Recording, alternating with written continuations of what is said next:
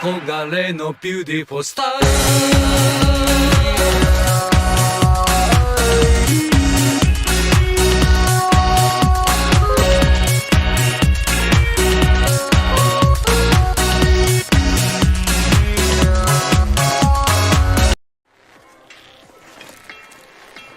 Okay, all ready to go? Let's get started! I'll start the game.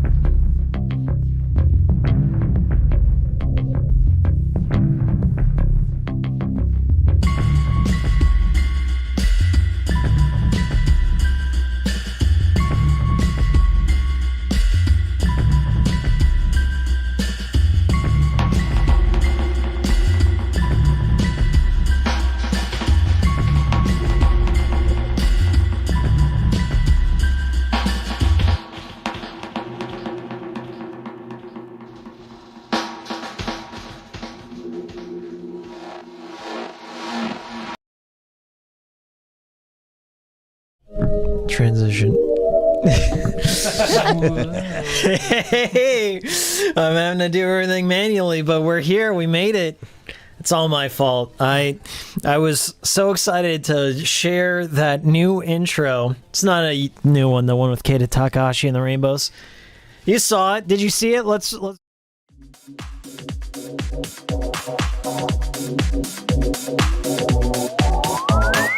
憧れのビューティフォースター All right. You get the idea. I was so excited to bring you that intro that it fucked up the entire stream. So welcome to the cool stream. I have a guest over all the way from Seattle. Flew in from Seattle just to be on the stream. That's right, yeah. Mirk. Hi. Hi. I'm taking up the frame there. Yeah, Let me. it's all good. Oh, it's okay. I'll be over here. And then I have a mystery guest in the back there. Ooh, mystery. That's right. His head's kind of cropped out, and he's like, just leave it. So we'll just leave it that way. He looks like one of those evil anime bosses in the back there. Or Reverse Wilson from Home Improvement. Yeah, Oyaboon. He's the Oyaboon of this stream. I saw the wall. We can see it in the chat here. I got the old chat. I got to get the new chat on the screen here because I had to completely kill the stream and then redo it and all this other stuff because it was my fault. I'm not going to blame YouTube this time. It was all me. So let me refresh our chat and we'll be ready to go here. Okay? So there we are. There we are. I can see you all. So welcome. I did see that wall of Hassies. I appreciate that. From, I think it was Julian. We've got Katja 10Z. We got Near Snape in here. Majesty ZX. Musicology always in here. Smay Boy 79. And Art Time and Silva. Everyone's here on time, except me. Except me today. Well, welcome to this post-Thanksgiving, post-Black Friday, beautiful Katamari cool stream. Mm-hmm. I haven't played this game since 2007. It feels like a betrayal to our boy Keita Takahashi, who you got to see earlier. He joined us in his rainbow. Yeah, let's do it again. Play it again. But this is a beautiful Katamari here on the 360/Series X. It's running through backwards compatibility. I bought this game back when it first came out, and by the time I got it, I learned all the horrible stuff about it. For one, Keita Takahashi left the company because they were going to exploit his creation, which they did, and they still are doing.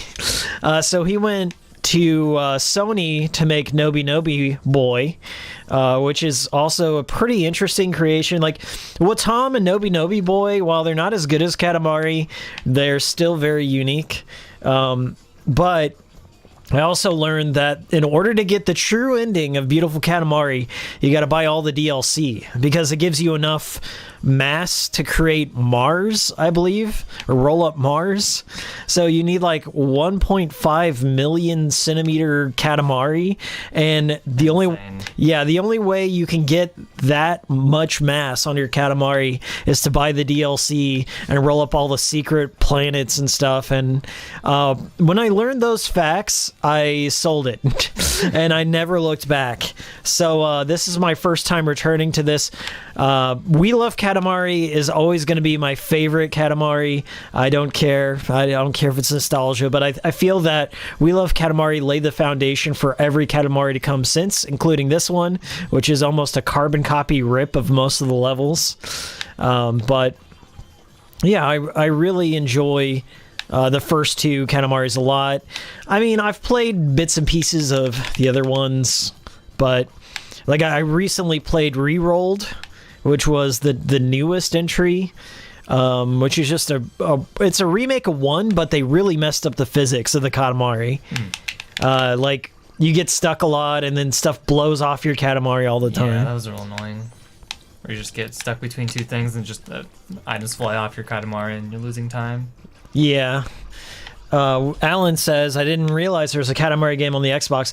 I think it was really hard to find. I had to go to Toys R Us to get it, but it had a low print run. Ironically, I got this from GameStop online. That's the only place that had it, because I think it still goes for like $50 or so on eBay. It's not easy to find, but GameStop, of all people, had it. When Microsoft had their little 20-year event, I just went through the list and I was like, oh shit, what don't I have? And then I went on all these websites and stuff, but like even Max Payne 3, a very common game, was like being jacked up to at least $25-30. I'm like, I'm not paying that. Like, I want the novelty of having it, but I could get it on Steam like really cheap, so I'm not gonna pay like $25 for Max Payne 3. But it's an alright game. I like it, but I actually liked the online one. Yeah, the online was great. And I played it on the PS3, which was the shittiest way to play that game, but That's how I played it. yeah, I mean, I guess I have a very high tolerance for buggy games because all my games were PS3 ports. Still my least favorite Max Payne. Your least favorite one? Well, good news for you Other that than the Mark Wahlberg one. this is the only system, I believe. Is that true? I think... No. Maybe the Xbox 360, but I think the only video game console where you can play all 3 Max Payne games. Is the Xbox? Yeah, not including Max Payne Advance. Well, you can through emulation if you hack it, so you can definitively play it all on one system. And I played the original one just to test it out. All the textures scale up nicely. Everything looks crisp. It already ran at 60 frames, but it plays fine. Still 4:3 aspect ratio, but good. Everyone says Katamari Forever was good. I think that's the only one I haven't played. Like, I've even played Touch My Katamari up on Vita, but I haven't played what is it, Katamari Forever. And that's because I was Katamari'd out by that time. Yeah, once you play a couple of them, you're just kind of like, you're done for a while. Right. I really love We Love Katamari. That's the definitive one, I think. Everything else just feels like more of the same. Yeah.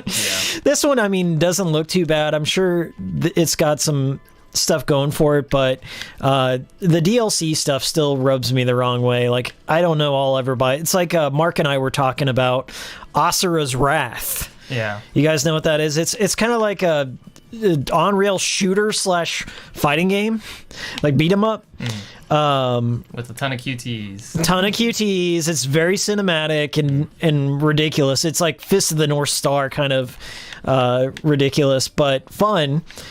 But in order to get the true ending, you also have to buy the DLC, and It ends on a cliffhanger. it ends on a You cliffhanger. gotta buy the DLC for like $8 or something like Yeah. that. And see the ending. It's like, oh my god. Yeah, as much as people give shit to EA and everything, Capcom was just as greedy, Namco just as greedy back in the day. It's like they were trying to test the boundaries to see what they could get away with. Right. And be like, well, let's try this out, see if people are gonna buy it. And you know what? They will. They fucking will. It feels like you're up against a tidal wave of normies or people that just have a lot of disposable income and they don't give a fuck. It's like the Call of Duty generation. Like, I'll get that golden gun. Like, yeah, you mean this makes me good? I get good at game if I pay money? Yeah, that's what happens. And then, you know, Judy is right. it's just a matter of you know, everyone's public position on things is a lot different than their private position.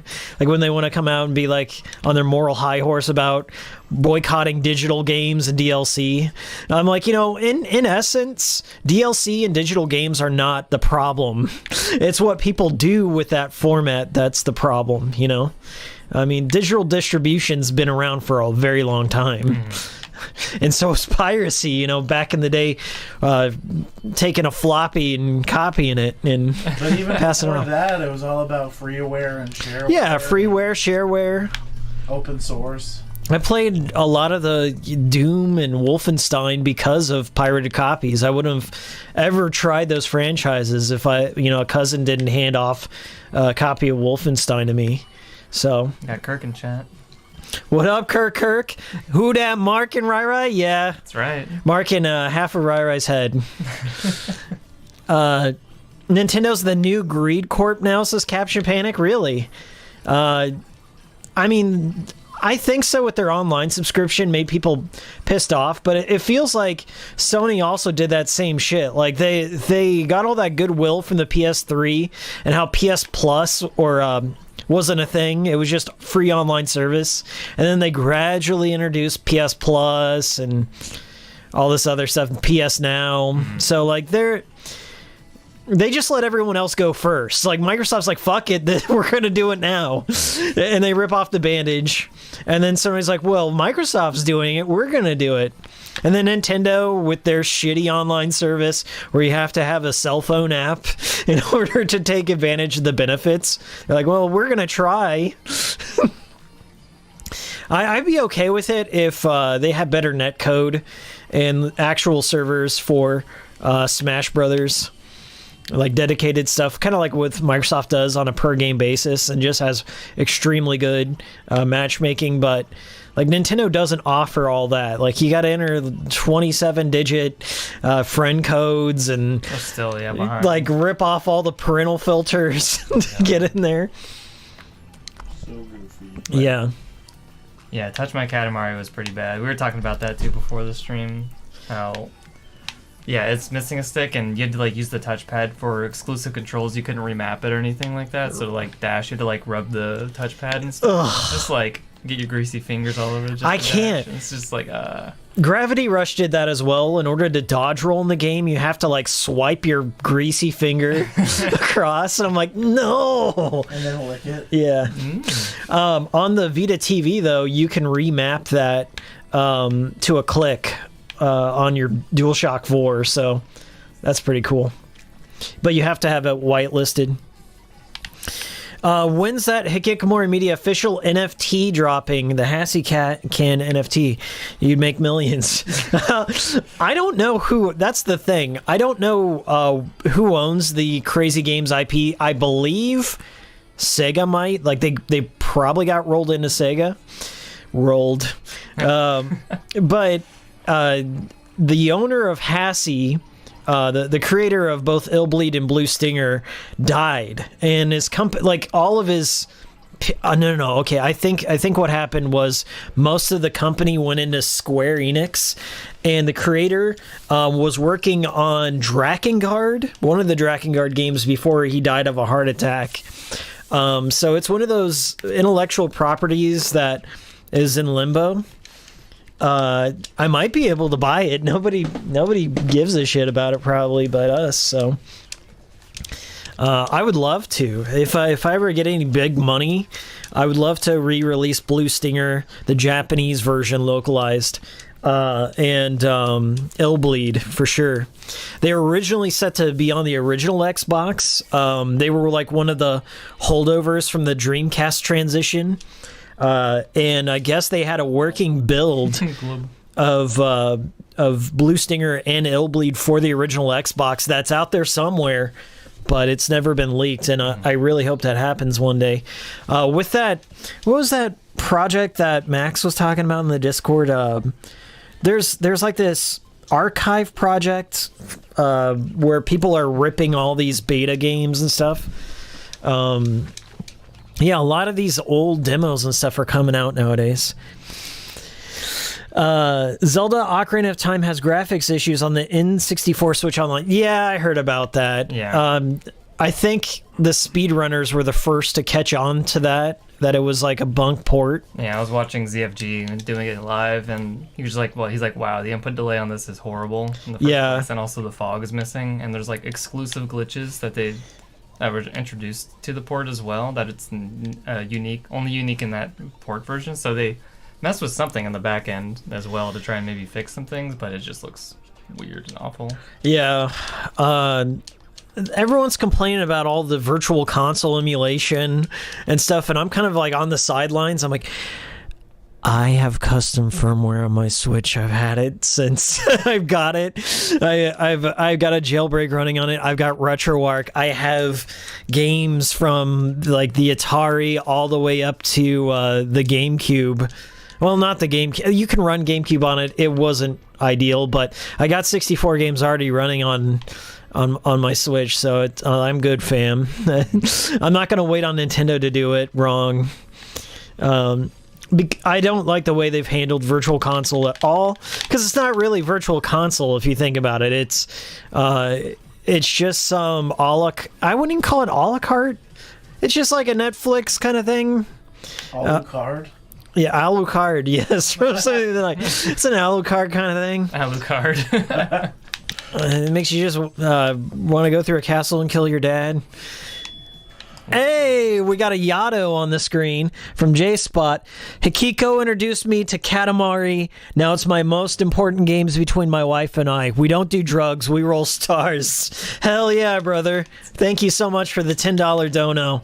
We had Yato on the screen there. I just programmed him in not too long ago. So first time I've seen that on a stream. I think I did introduce you to Katamari. J-Spot used to be my manager at GameStop. I think he was the third key. Maybe I'm giving him too much credit. He was the third key, which is a glorified game advisor. You got paid more, and we had the exact same job. But back in the day, we were working there when the PS2 came out and Katamari came out, and I'd seen it on XPlay. And it was only $20, and I think I picked it up, and it was one of those games that I played endlessly. I fell in love with the concept. It's definitely responsible for a lot of my taste in Japanese games and kind of esoteric stuff, things with unique mechanics and a unique style. So if I didn't have Katamari, we probably wouldn't have Hikikomori Media, to be honest. Dango. Yes, and I also got some Darumas on there too. At least I think I do. PS2 was the best. Hey, Based Ramen, what up, man? Jonathan in here, you're a legend, bro. Thank you for all you do. Yes, Jonathan is a J-Spot, you are a legend. Honestly, J-Spot's the one, he and his wife, they had some sort of tracker up for the PS5 restocks. Like, the only way to get a PS5 is you got to have a bot running, okay? You got to fight the bots with a bot, and they had a bot running, and they let me know when Best Buy had one in stock, and they went and picked one up, and I bought it, and it was nice. Like, they just hooked it up. I was like, hey, I have this idea. I kind of want to do a follow-up to the C-Bomb video. And I was like, but I just can't find a PS5, and John's like, oh, we'll get you one. We do this for fun. We find them for fun, and that's kind of how I got that one. So that was the J-Spot in the video. I shouted out there. So thanks again, J-Spot, for hunting that down for me. I've been playing a lot of PS5 lately. I've been playing Ghost of Tsushima. I went through, by the way, I gotta say something, a little side tangent. I had a file that I started on my PS4 for Days Gone, and I talked so much trash on Days Gone when it first came out because it was a broken mess. And I was like, okay, they patched it up on PS5, 60 frames and stuff. So I went through it. I went through the entire game, and I will say it was not worth it. It was just really kind of like a hodgepodge of multiple games, like The Last of Us, your Assassin's Creed open world and stuff. It's beautiful. It's got like all the hillsides and stuff of Washington. So I really like all the level design. The characters are just a bunch of rednecks that scream at each other most of the time. You do the same 4 missions the entire game. You just like go rescue somebody, go kill a camp of raiders, kill a horde, and then ride your motorcycle. And that's that. I wish it was more than that, but it really doesn't break from the formula. But I beat Days Gone. I've been playing Ghost of Tsushima, and I just started back my file on Fist of the North Star, Lost Paradise, which is really funny.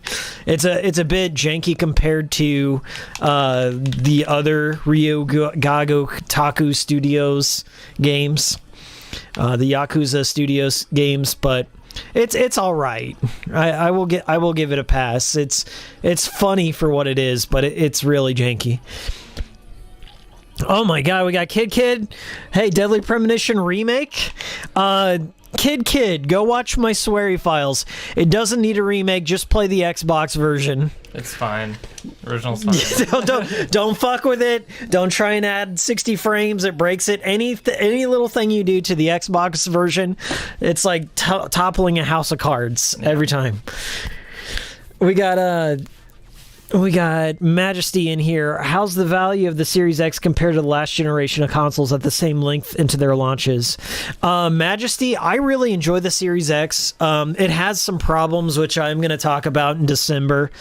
I'm kind of working on a little series of videos about the Xbox. People have been hounding me nonstop about it for good reason, I'm sure, but I've been very consistent on this point regarding the C-bomb and stuff. Like, it's not a console wars thing for me. It's a matter of I want to get one thing done first. Like, I'm kind of a single tracked mind thing. Like, whenever it came to the C-bomb, like, I wanted to get rid of the PS3 one, which is still not gone, but then it was the PS4, then it was the PS5. So we've gotten some progress on those fronts. So I'm like, okay, let's go look at the Xbox and see what's up. Phil Spencer did come out and he said that they've heard the feedback on the CMOS problems. It doesn't have a CMOS battery, by the way, but everyone's just calling it CMOS for shorthand and stuff. But it does have some DRM problems, and they're looking into it right now. So that's good and all. I'm glad that they've actually officially acknowledged it. That's more than what Sony did, where they outright denied it and then fixed it in the back end. But yeah, so that's kind of the current status. I'm looking at it, looking at all the different solutions and all the different problems that are going on right now. So and sometime in December, I'll make a little video on the Xbox stuff. I just haven't nailed it down yet, how I want to approach it and make it different than what's already out there. And that's kind of how I'm doing that. Yirin says, I don't know if Deadly Premonition needs a remake. Deadly Premonition 2, on the other hand, you're right. You can ask Mark over here. Yeah. Yeah, it's got a lot of problems. Hopefully, if the PC port is still true, since Thunderful Publishing had a PDF that said it was supposed to come at the end of 2021, but it might get pushed back. But there hasn't been any announcements about it yet. But hopefully, the PC version might run a bit better than the Switch version, but who knows? Yeah, it's such a low bar to cross. Yeah, who knows? But I think it just needs a performance boost of some kind. It just needs smoother overworld. Yeah. I don't know about a remake, because I mean, for what it was worth, it's okay, but in my opinion, but yeah, I don't know. It's still not as good as the original. Yeah, I mean, I already detailed my shit. There's people who agree with my point, and other people are like, no, what are you talking about? This is even better. Yeah. I can't even stomach that opinion. This is even better? How? And then I also get the people that are just like, what are you talking about? The original Deadly Premonition was broken. It's like, actually, I played them all. Well, I'm serious about that point too. I think a lot of the reason why people have that perception is obviously, like, Whitney came out with her video, she took the angle that the original Jim Sterling review, like wherever he called it like a beautiful train wreck and stuff, and then people kind of made a meme out of it and stuff. Yeah, that kind of had something to do with it, but I think, like, since I would say you have like it's like a 1 in 6 chance of playing a good version of Deadly Premonition. So like you have like more of a. I think a modern way to play it, I guess, is the Switch and PC ones are probably the most accessible ones right now. Mm-hmm. So yeah, that's probably where everyone's first impression came of, is like a build off a director's cut, and yeah. And it's a mess. Any take on the Yakuza Black Panther PSP games? Oh yeah. Based Ramen, I have not played them. I'm aware of them. Did they get an official translation yet? Official now. Probably not official, but if there's like a fan translation. Yeah, if there's a fan translation, I definitely check it out. I mean, I love the Yakuza series, no doubt. Mm-hmm. And Main Boy said, hope we get Kenzan and Ishin one day, and me too. Oh, yeah, Kenzan and Ishin would be great. And I hope they bury Dead Souls forever. Never get support. I did cover Dead Souls in my PS3 video. Like, I gave it another chance, but I mean, it's there if you really want to play another spin-off. Yeah, it's it's certainly something. Because you start out and you're playing, and you're like, hey, this isn't so bad. I don't see what the big deal is. And then you start getting like all these boss fights back to back, and their enemies are just sitting there just wailing on you over and over and stun locking you. Yeah. What am I playing? It's rough. I got to go through Judgment 1. That's my goal for this winter is finish Judgment 1 so I can get right into Lost Judgment. I need to go through Judgment as well. We can do it together because I have it on the Series X, and I'm seriously just doing story mode. For some of the Yakuza games, I do everything, but for Judgment, it's going to be story mode and some side stuff, but I'm not going to get too sidetracked because I never finish a game if I start getting into all the collectibles and stuff. Oh, yeah. Mark, on the other hand, Mark's like 100% at almost every mainline Yakuza. Yeah, everything except for 3 and 4. Yeah. I have 100% of everything else. And then I'm going to go back and do Dead Souls, and then Judgment, Lost Judgment. Eventually. Dead Souls is make it your last one. It's gonna be. I don't think it was gonna be. It'll crush your will to live, dude. It's so bad. The one thing I'm concerned about is when I remember when I first played it, I was trying to do the partner level up things where you have to like beat your partner's score in their little time attack missions and stuff, and they suck at first off. Yeah. And like once they get higher and higher and higher, and you have to beat like their A rank to push them to S rank. They're just like aimbotting and just like running through the entire thing, and you can't turn your reticle at all like that fast. Oh yeah, they mentioned binary domain. Binary domain is something I definitely want to finish. They added it to the Series X. So who brought that up? Urine. I don't want to say urine. I think it's Eden. Base ramen as well. Oh, okay, base ramen. Yeah, binary domain. I played a bunch of it on PS3. I still have a PS3 copy. The funny thing about I think this might be on 360 as well, but the PS3 version, you can do voice commands through the headset. So I hooked up my USB headset, and you can like issue commands to your partners. There's a guy named Big Bo that joins your team, and you can just go, I love you. And he goes, you're creeping me out, man. And then so like in the middle of the big boss fight, we're like, hey babe. He was like, cut it out. He just sexually harassed Big Bo in the game. But yeah, that game's pretty fun. Fist of the North Star is also something I'm playing right now, which also it's not. It doesn't have like any polish whatsoever. It feels like an Oni-Chanbara game, or something that you'd play from the Simple series, which makes it endearing. It's like a low budget Mad Max, and you like touch people using the technique, and they blow up and everything. Like their heads blow up or their muscles blow up. And then you do like the 1,000 fist attacks. That shit's hilarious, but it's very restrictive compared to the Yakuza games, and it's super slow going. Like it took me to chapter 4 till I could start like going on my own and exploring stuff. Like it just really makes you follow a character, follow a guy to do your missions, and I don't know. It really got me bored to tears for a bit, but it's starting to pick up now.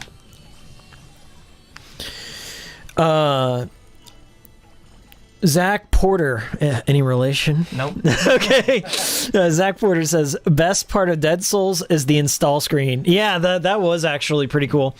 I did a test on my if you haven't seen it, go watch my owning a PS3 in 2021. I'm going to change that name to why you should own a PS3 next year.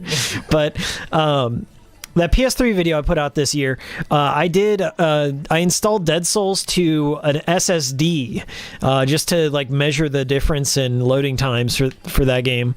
And not that it has bad ones to begin with, but just for curiosity. So if you want to see that game looking the best it's ever looked, there you go. Kin's Rage was a better Fist of the North Star game. Isn't that the Muso one? I know there's multiple Fists of the North Star, including the NES one, which I own. But yeah, I know there's like a Muso Fist of the North Star, which would work for sure. The Yakuza format, like there's a lot of QTEs, like a lot.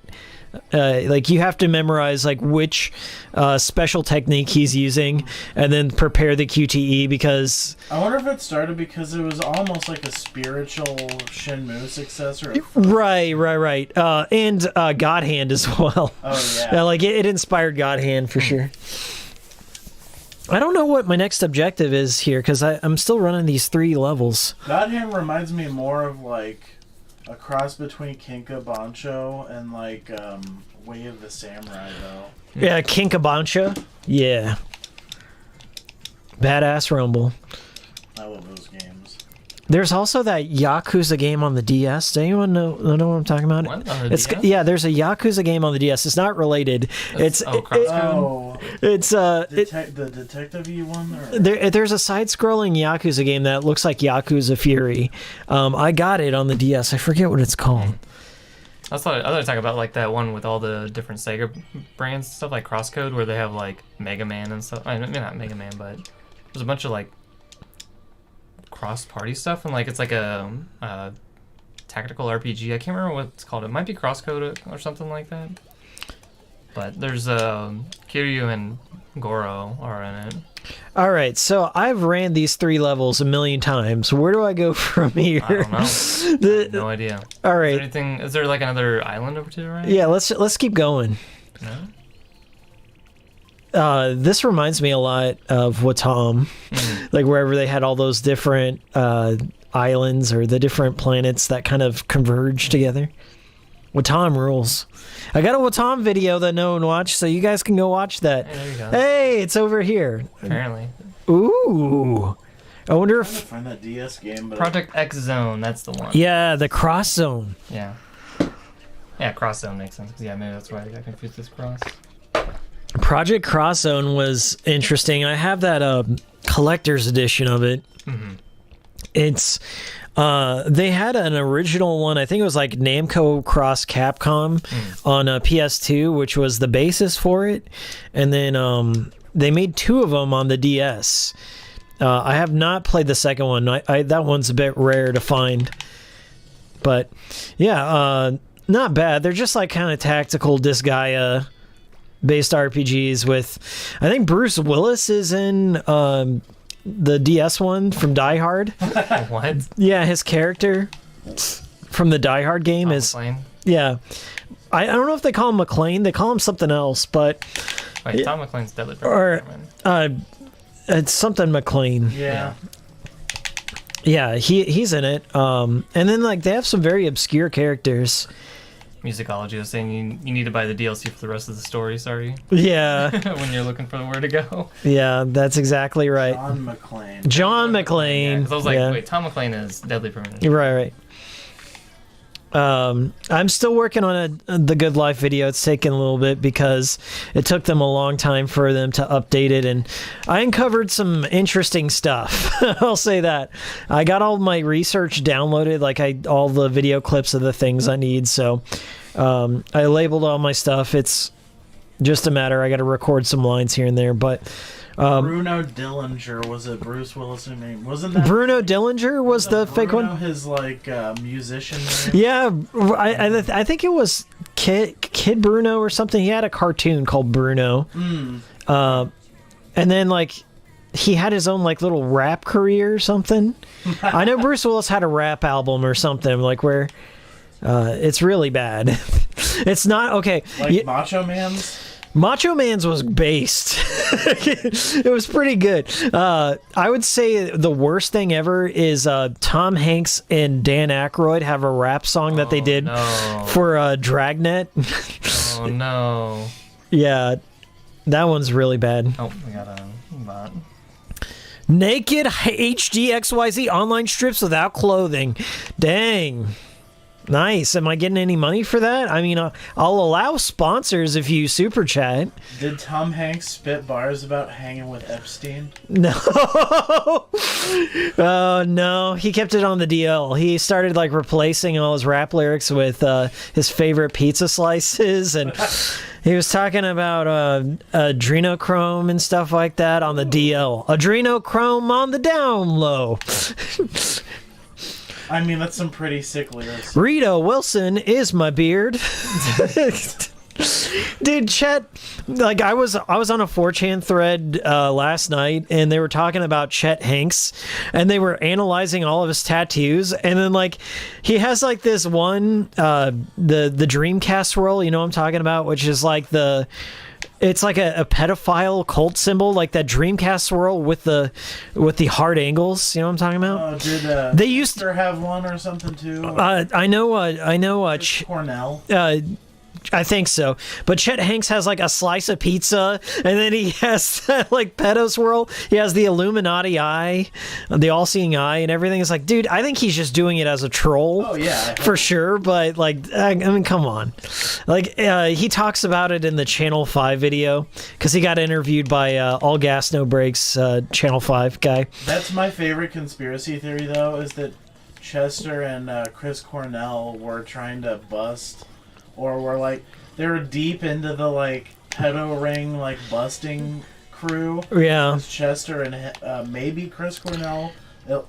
Chester for sure was like molested as a child. Right. So he like. It's Hollywood. Come on now. Oh yeah. It's a given. So like.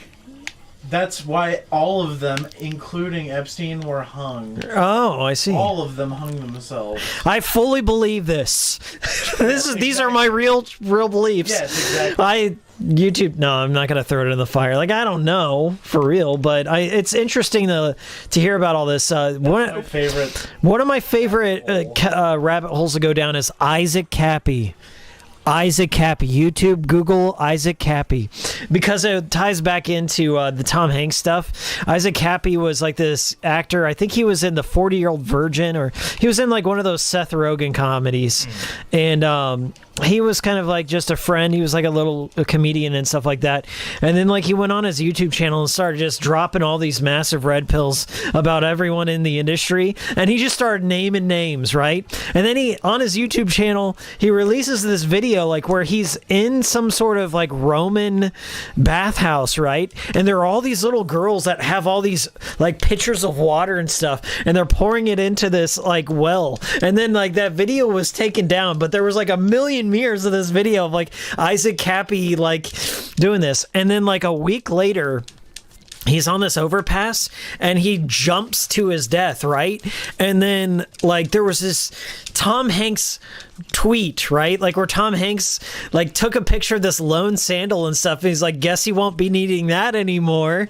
And then like they like matched up that overpass to where Tom Hanks's photo was, and he found the shoe.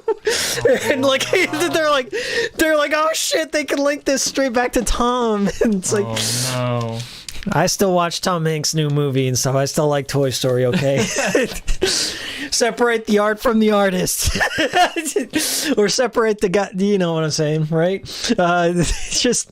It's crazy. I mean, like, there's definitely some shit. Like, they broadcast all the Kyle Rittenhouse stuff, and that was all you saw for 24/7. But Ghislaine Maxwell, like Epstein's right-hand woman, there's not a peep. I'm not seeing it on TV. Where is it? I want to know more. I want to be informed. Prove me wrong. Prove them all wrong. It's extra quiet is what I'm saying. Just eerily quiet. So back on Beautiful Katamari. Akiko is about to be Epstein live. Woody, no. Oh my God. Thank you for bringing it. Based Ramen bringing up Woody Harrelson here. The funniest, the absolute funniest. And this is not really conspiracy. It's just something funny that happened on Reddit one time. Way back in the day, I would always read the celebrity AMAs because I thought it was kind of quirky back in the day. It's like, oh, look, somebody that we wouldn't normally be able to communicate with is showing up on Reddit. And Woody Harrelson has the funniest AMA of all time. So he was there obviously shilling his straight-to-DVD movie Rampart. And it has nothing to do with the based game Rampart from Midway, which is one of my favorite games of all time. Yeah, we love that. That was great. Rampart rules. And I was like, oh shit, it's going to be a medieval movie about building cannons and stuff. No, it's just like some Hitman movie, right? So in this AMA... some guy shows up and is like, "Hey Woody, do you remember this time that you randomly crashed your alma mater's prom? Right? You went back to an alma mater, is like where you graduated high school. Remember that time you crashed your alma mater's prom and then left with this 17-year-old girl? That was my sister. My sister wondered why you pumped and dumped her." And then like everyone like upvoted that. They upvoted like that question is like, "Remember that time you fucked my sister at her prom?" And then like that was like the most upvoted comment, and they were waiting for Woody to like reply to it, and he goes, "Let's just keep all the questions about Rampart." Now you want to see completely dodging the "you fucked my sister" comment, and then also like antithetical of the whole purpose of an AMA. Like, it's not ask me about Rampart. You're like a radio spot. Yeah. He's like, all he had to say is like, "Nah, I don't remember it." Like, or "I've seen a lot of women in my time. I fucked a lot of sisters." He could have rolled with it, but no, he went with the like obvious like company. I mean, thing. You don't get the name Woody for no reason. To this date, he's never answered that question because I think he's done multiple AMAs since. And he's pumping down and sisters too. Yeah. But I don't really know, like, if he had any Epstein connections or not. Wouldn't put it past it. Like, who didn't? Who wasn't on that book at this point? But did I miss him? Yeah, I was on that book. I'm on the flight logs, okay? But I was only giving out peanuts, and that was it. That's the extent. Yeah. Master Chief Snake, right now I'm playing Ghost Recon Breakpoint. It's almost like Metal Gear Solid 5. How so? I like Metal Gear 5. Is it good? I like it too. Yeah, Metal Gear 5 is... It took me way too long to play it. To get, like, finally break down and sit and play the game. That's what I need to do, yeah. It's not as bad as, like, people made it out to be. Yeah, it's unfinished. I like it. It's plainly unfinished in the story department, but everything else was in place. And I feel the exact... He mastered the gameplay. I feel the exact opposite about The Good Life. I feel it had no story, but all the gameplay... Wait, excuse me. You know what? I feel the exact same way about The Good Life is what I would say. Yeah. Like, the gameplay is sort of there, but the story is not. No. The engine for the Phantom Pain was, like, perfected. Yeah, I really enjoyed the engine of Phantom Pain. I wish it had more interiors and weird levels. I wish they finished the Lord of the Flies thing. Yeah, the Lord of the Flies shit would have been great. And, like, build out Skullface a bit more. Like, when you play Ground Zeroes versus Phantom Pain, Ground Zeroes feels like a very detailed world. Yeah, I played Ground Zeroes. I was like, oh, I'm excited for Phantom Pain. And then it came out, and I was like, I'm going to wait for a bit. And then I'm glad I did, like, just to see the initial impressions. And then, yeah, it's like... some of the stuff that they were building up in Ground Zero just goes away. Yeah. It's just like, oh, okay, cool. Right. And they slightly changed the engine and gameplay too. Like, it's just little tweaks, but I feel like they improved that aspect, but then they ruined... Yeah. The thing is, like, with Phantom Pain, there are some interiors, but it's basically you're raiding the same base over and over again.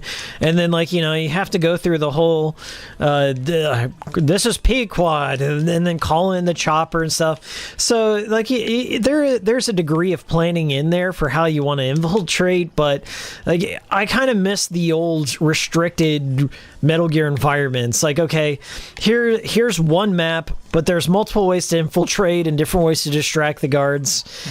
I don't know. And I like Mother Base doesn't really go anywhere.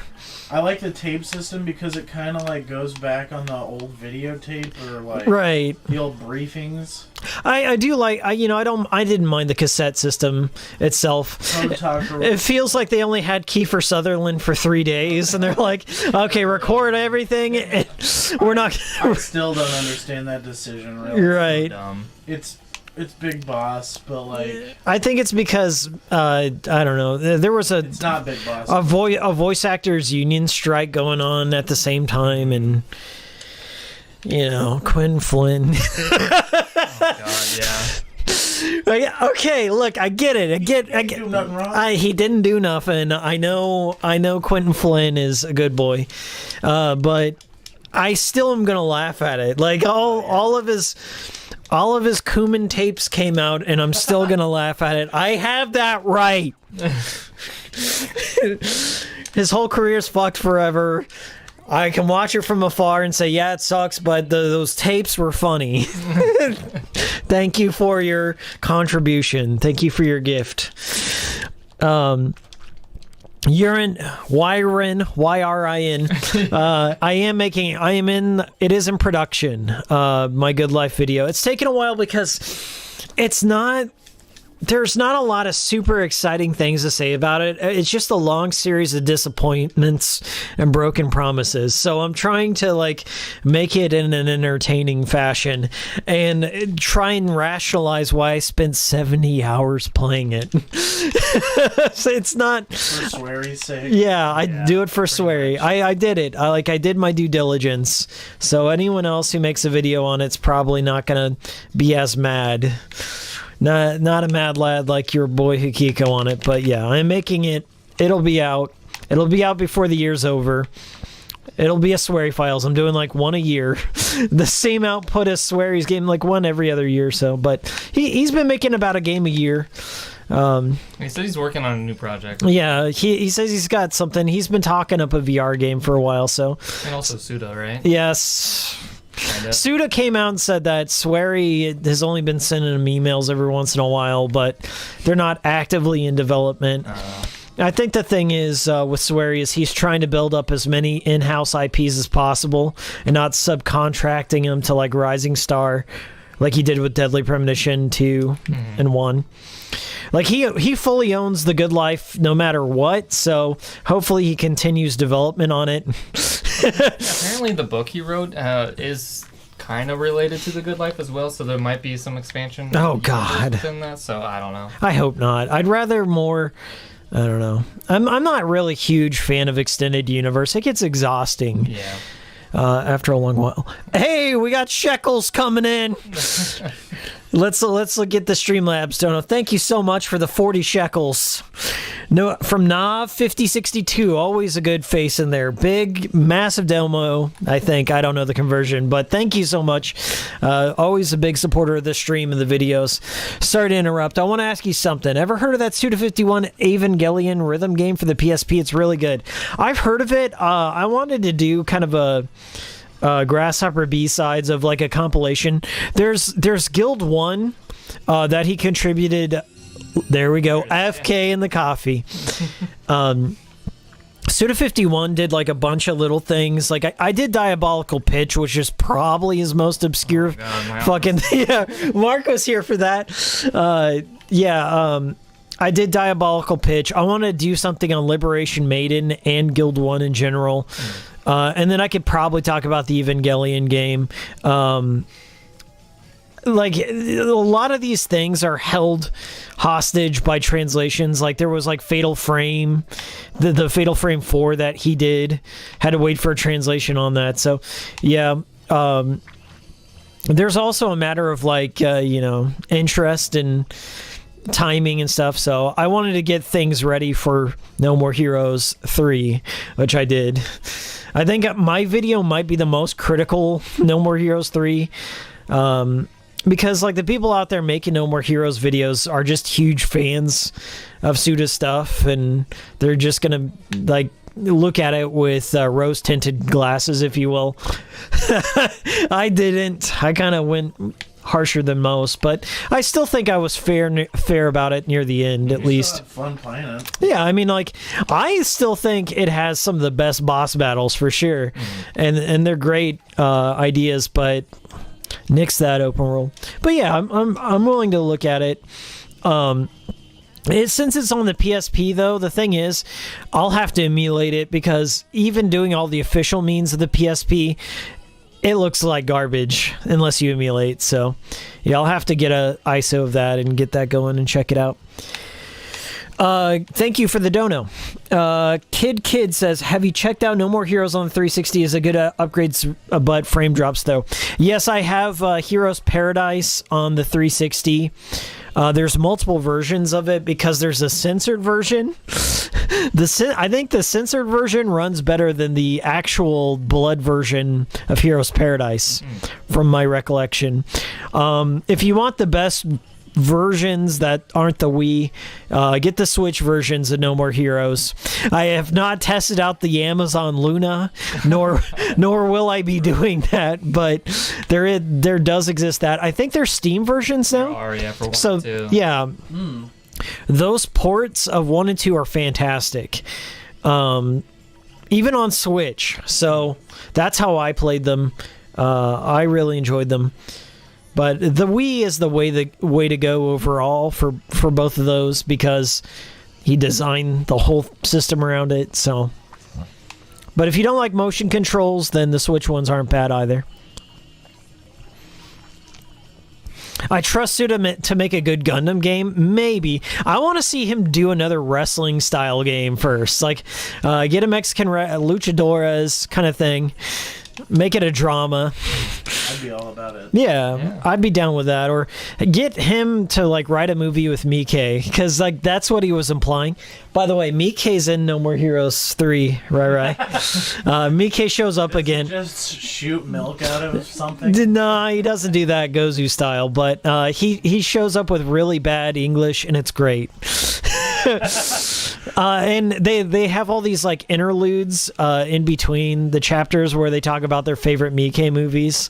So yeah, you get some recommendations for Suda. So if you're looking to get into Miike, just play No More Heroes 3, and Travis will fill you in on what you should be watching.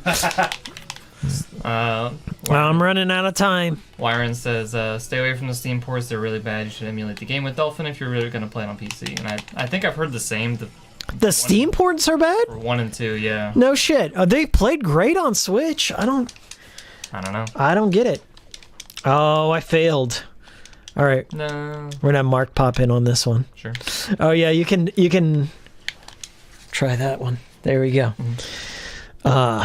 You want some jerky? We had some. Yeah. All right. I need to get one of these cocks. Suit up for the next Fire Pro. I know he did one of the scenarios in the newest Fire Pro game. That ties him. Great, but it's not. I don't know. I mean, that would be cool if they made like a story or. You need to be in Crazy, yeah. frame, Mark. Oh. I need to see you. Sorry. Right there. Yeah, there you go. Lean in. Let me scooch over. Yeah, I was going to say, it's hard to... Just a whole new like wrestling series that he makes would be awesome. Oh yeah. Like a whole new unique engine. So I was looking at the IP holdings of Suda and Grasshopper. They own Shadows of the Damned. Oh, cool. So in my, I updated my Shadows retrospective and I added a final chapter. I have the legal filings on there, so if you want to look at it, it's there. They pulled it. I think Shadows of the Damned is a disc-only backwards compatible game on the Series X. Because the EA deal, it used to be part of EA Pass, but it got pulled on the 10-year anniversary of Shadows of the Damned. So I think it's disc-only backwards compatibility. I still have it on mine. You can't buy it on the store anymore. So Grasshopper, I think they're either trying to republish it or get an HD version or whatever. But yeah, so they had to go through EA for Travis Strikes Again. And then after that, I think they fully own it. So TSA is owned by Marvelous. And Marvelous. Yeah, so that's why they're not making another No More Heroes. I think it's like Marvelous and somebody else. So, or Gung Ho. No, it's not Gung Ho. Regardless, somebody else owns No More Heroes, and I don't know how much percentage, but that Suda was only like subcontracted to make those games. And he fully owns Shadows of the Damned. I think they fully own Killer is Dead. They don't own Lollipop at all. That's Warner Brothers. They own the Silver Case. They own the 25th Award. Capcom owns Killer 7. Flower. Flower, Sun, and Rain, I think they own. Oh, cool. So, That's That'd be an interesting universe to revisit. revisit. I don't know. Interesting is a very broad term for that game. Yeah. It's tedious. It'd be a tedious role. They need to streamline some things in that game, Yeah, and it would be fine. They really punish you for wanting to play the game and enjoy the story. But that's the point. It's anti-fun. Don't you get it? Come on. What else do they own? Probably no. I don't even think they own Ranko Tsukigimi. There's probably some other things I'm forgetting, but I think Suda said for the next 10 years, this decade is spent on building new IP that they own. And I think that's what they did That's with... always the best plan. Yeah, and Swery is doing the same thing. D4 was meant to be a part of that original vision, as he wanted to like build games that Access Games had 100%, because I think they had joint ownership in Spy Fiction, so it's like 50% Sega, 50% Access. Deadly Premonition, I think they owned like 10% maybe. And D4 they owned 100%. And then after he broke off to make White Owls, he had to start over from scratch. So the Missing they fully own. They fully own The Good Life. They don't own shit with Deadly Premonition. Yeah, unfortunate. So they have The Missing and they have The Good Life right now. Who owns Frog Minutes? Yeah, they own Frog Minutes so they can tap into that well There you go. musicology. Oh boy. Oh my god. I'm the only one in America that is 100% at Frog Minutes. Tell you to timestamp this. It's true. Go look it up. I'm the only one who broadcasted the Mosaic. Yeah. I played it through an Android emulator, BlueStacks.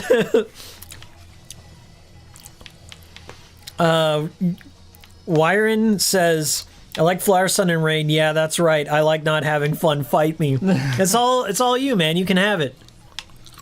It's all about the aesthetic look. Yeah, it's all about the aesthetic. If I wanted aesthetic, I could look in my ass. Copyright Hikika 2021. I don't think I have this at all. That's what I'm saying. I ran out of time. Need that DLC. You need that boost. You need that DLC boost. Get that bump. No, I'm kidding. I like Flower, Sun, and Rain, regardless. It's just, I think, like, I've played through the Kill the Past series, and it just feels like one continue. Like, it's kind of one of those games, like Takeshi's Challenge, like, where it mocks you for the very idea of wanting to play it. Yeah. Like, oh, you want to do this? Well, You want to do this? Well, let's just put the plot in 70 different directions here. All these threads, and you untangle them and make meaning out of it, and go through 100 endings in the 25th ward, and all those floors of that apartment building, and then solving all those math problems in Flower, Sun, and Rain, and then pulling out the Lost Pass Island guide. Good God, no. failed. But you got those 6 speakers. Yeah. Boy, try one more time. Free Frog Minutes is musicology. D4, if Kenji Ino was alive, swear he could have a problem with Kenji due to the names and stuff. Kenji would be cool with it. I don't think Kenji would sue Swery. Kenji's more of those guys that would more or less give away his IP than keep it restricted to one platform. He famously did he stomp on? I think he stomped on a stuffed doll of Mario or something like that whenever he went over to Sega Saturn and Dreamcast. Like he went over to, he was like during E3 or something. Yeah. He busted out a doll of Mario and he just stomped on it because Sega was willing to give him some money. Oh boy. I recently played a bunch of D2.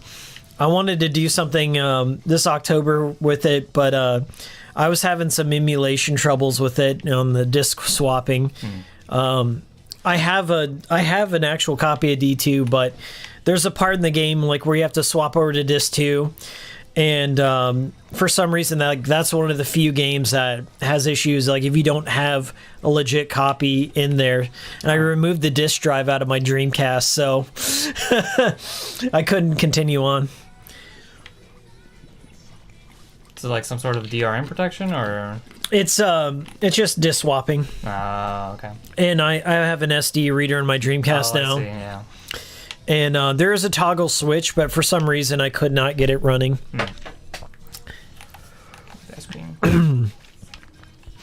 Does D3 does exist? I can't find it on anything on it. Does D3 exist? Well, it depends. There's D, the original D, which was on PlayStation, Saturn, and I think you can get it on Steam. And then there's Enemy Zero, which is like a semi-sequel on Saturn only. Which is technically D2. And then there's D2 on the Dreamcast, which is technically D3. And then there's D4, of course. But no, they're not related at all. D4 is just a shorthanded way of saying Dark Dreams Don't Die. And it's also a way of saying through time, the fourth dimension D4. And the fourth D, which is Delta. I can't believe it's been a year since I made that D4 video. Yeah. I made it December. It came out Christmas, but I was probably working on it November. That was crazy to make.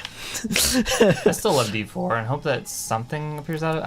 I don't think anything will ever again, but Microsoft would really have to do something about it because I think they funded, and that was the main issue was Microsoft fucked them over was the biggest thing. Whenever they dropped Kinect support and they had all that big fallout with the Xbox One, it killed any and all hype for the Xbox and D4 as a consequence.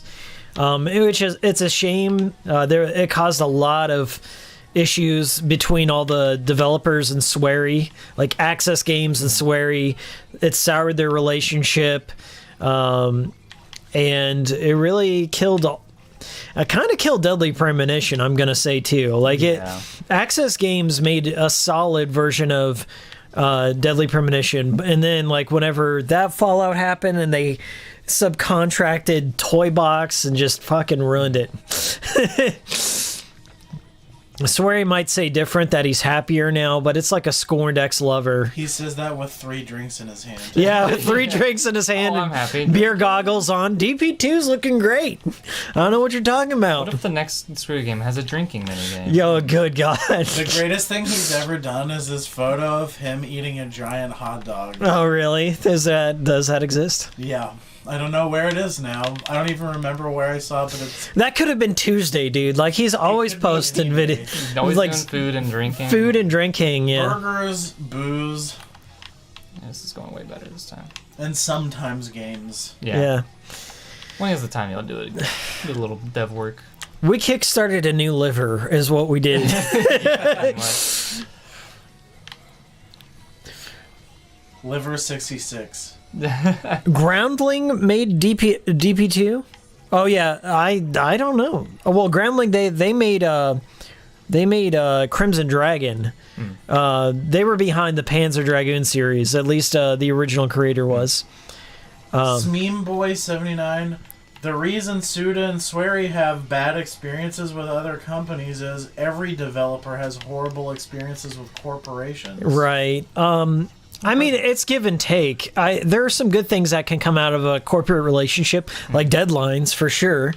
The funding of corporations is great, but the reason that companies give sour experiences to developers is because developers are open-minded creators. Yeah. You gotta, That doesn't sit well with routine and money. There's a whole documentary out there by this guy named Hikikomori Media. Shadows of the Damned, The Untold Story, but is a landmark example of how bad things can go. I mean, I like Shadow like for what it is, but it definitely could be better. And the original idea seemed more innovative for the time. But I don't know. Even still, I think Suda's gonna be cursed with being the ideas guy that just never has the budget to realize what he wants to do. Yeah. Even David Cronenberg can't release movies or make movies because no one wants to invest in actual creatives. But for every David Cronenberg, there will be a new generation of Brandon Cronenbergs that make great films eventually. Antiviral was amazing. Antiviral's fantastic. Possessor was okay. Possessor was pretty good. I kind of wish he'd re-released Antiviral last year. Yeah. That would have been perfect timing. But I think like Antiviral's more about celeb worship than anything. Yeah. In Suda's case, I'd say it's bad luck. In Swery's case, I will say it's because of his personality. Yeah, he can kind of be a little bit of a jerk, but it's all right. Hey, Capture Panic 98 with the $5 super chat. Thank you so much for the dono. Would you support a Saturn game collection if there was even a slight chance of one happening? Always. How is this naked? Hold on, right? How does that naked? Japanese. I hid them. Yeah, naked online strips without clothing. Those bots come quick. Thank you so much, Caption Panic 98. Yeah, I love compilations. I think going forward, It's gotta be a new account because we're not going to be seeing a lot of virtual consoles happening. Like even with Xbox, they're at their limit right now with what they said they can do with backwards compatibility. As much as stock, I don't pay a lot of stock into what they're saying about that. I'm sure Microsoft could get the licenses for other games, but I think they just don't want to. But good on them. They've gotten every Xbox One game.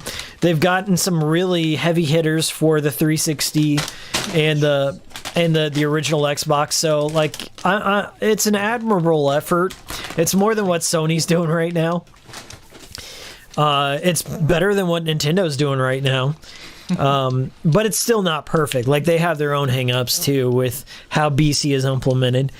I'm saying like collections, like the PS3 era with the Sly Cooper collection, the Jack and Daxter collection, and stuff like that. Metal Gear with Blue Point, Prince of Persia had a collection, Hitman had a collection. I'd like to see more of that. More recently on the Nintendo Switch, there was a Neo Geo Pocket Collection, which is fucking brilliant. It has, it's Volume 1, so there's not a second one yet. But I would like to see that. Like if you start having digital only games, start compiling them at least. Have them on a physical format. Always a fan of that. Always a fan of things like wherever they like make in-game museums and history behind the game, or developer interviews like with the Ico Shadow Collection was fantastic. There's a little documentary on the making of Ico and Shadow of the Colossus that Fumito Ueda put out that's really, really good. It shows, funnily enough, I went through and I beat the Shadow of the Colossus remake a couple of times that Blue Point put out. gorgeous game. Gorgeous game. But on the HD collection, there's also an HD collection that they made on the PS3. There's footage of Nico, which is what Shadow of the Colossus was going to be. It was going to be like a direct sequel to Ico, and online multiplayer taking down Colossi, and then there was going to be like 40 Colossi in Shadow of the Colossus, and I can't imagine that because like even at 16 it feels a little long, but that's one thing Mark and I were talking about is with the remake, I was hoping they'd kind of restore some of those lost Colossi as either a bonus or just weave them into the game, but they just never did.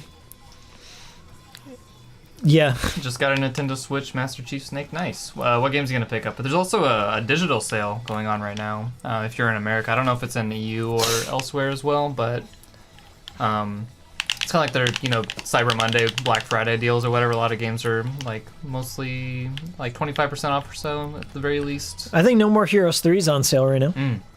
I saw Xenoblade Chronicles 2 was finally on sale, but it's still like $41. I'm like, I don't know. Still too steep for me. Yeah. Travis Strikes Again, I think, was $20. It's worth it because the physical version has now jumped up to $120. Jeez. And like the physical version of TSA, I think sealed is like way crazy. I have it sealed. I have a sealed copy around here somewhere. That game is like super rare now, and I think No More Heroes 3 got a limited print run too. So trying to find a physical copy, get it while you can. Switch games are... The thing is, the Switch games, the 1.0 versions are broken as shit. And there's really no way to update them anyway.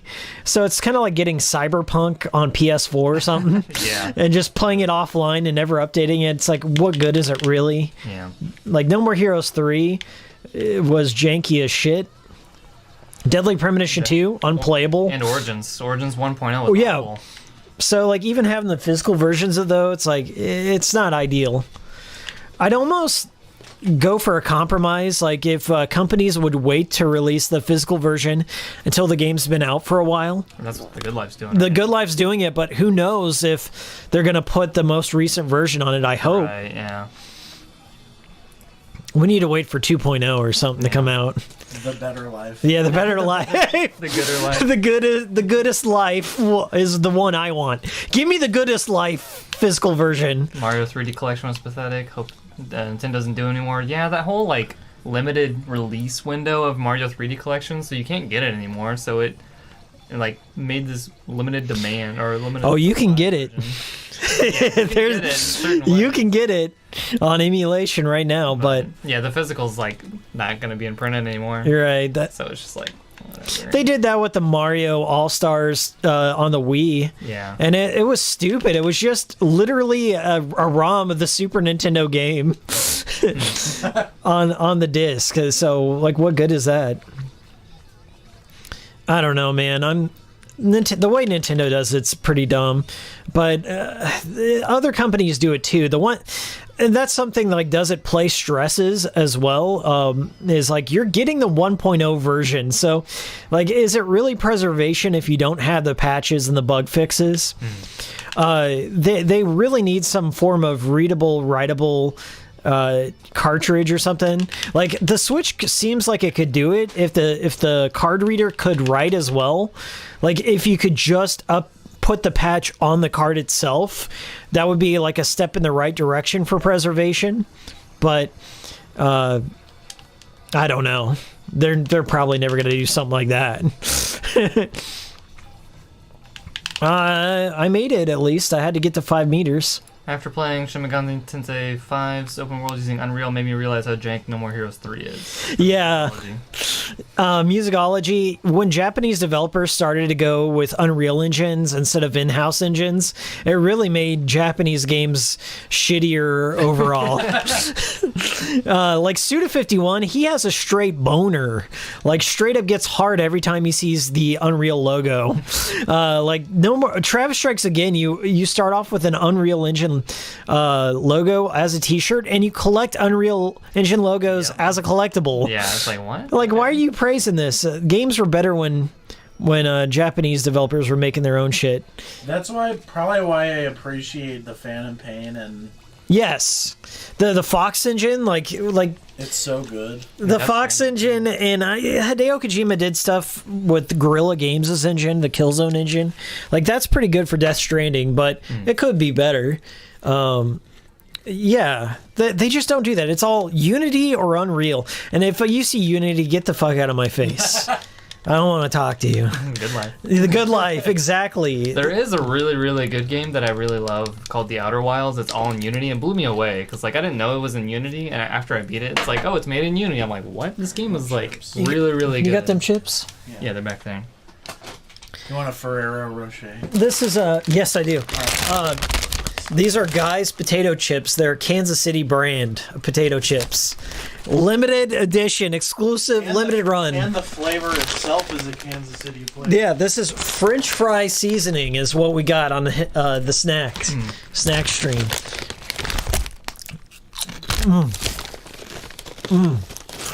Anyone a fan of the Dot Hack games? Yes, I love the first 4. I haven't played Geo at all, but I might get it on Steam just because it comes with a new episode, new chapter, whatever.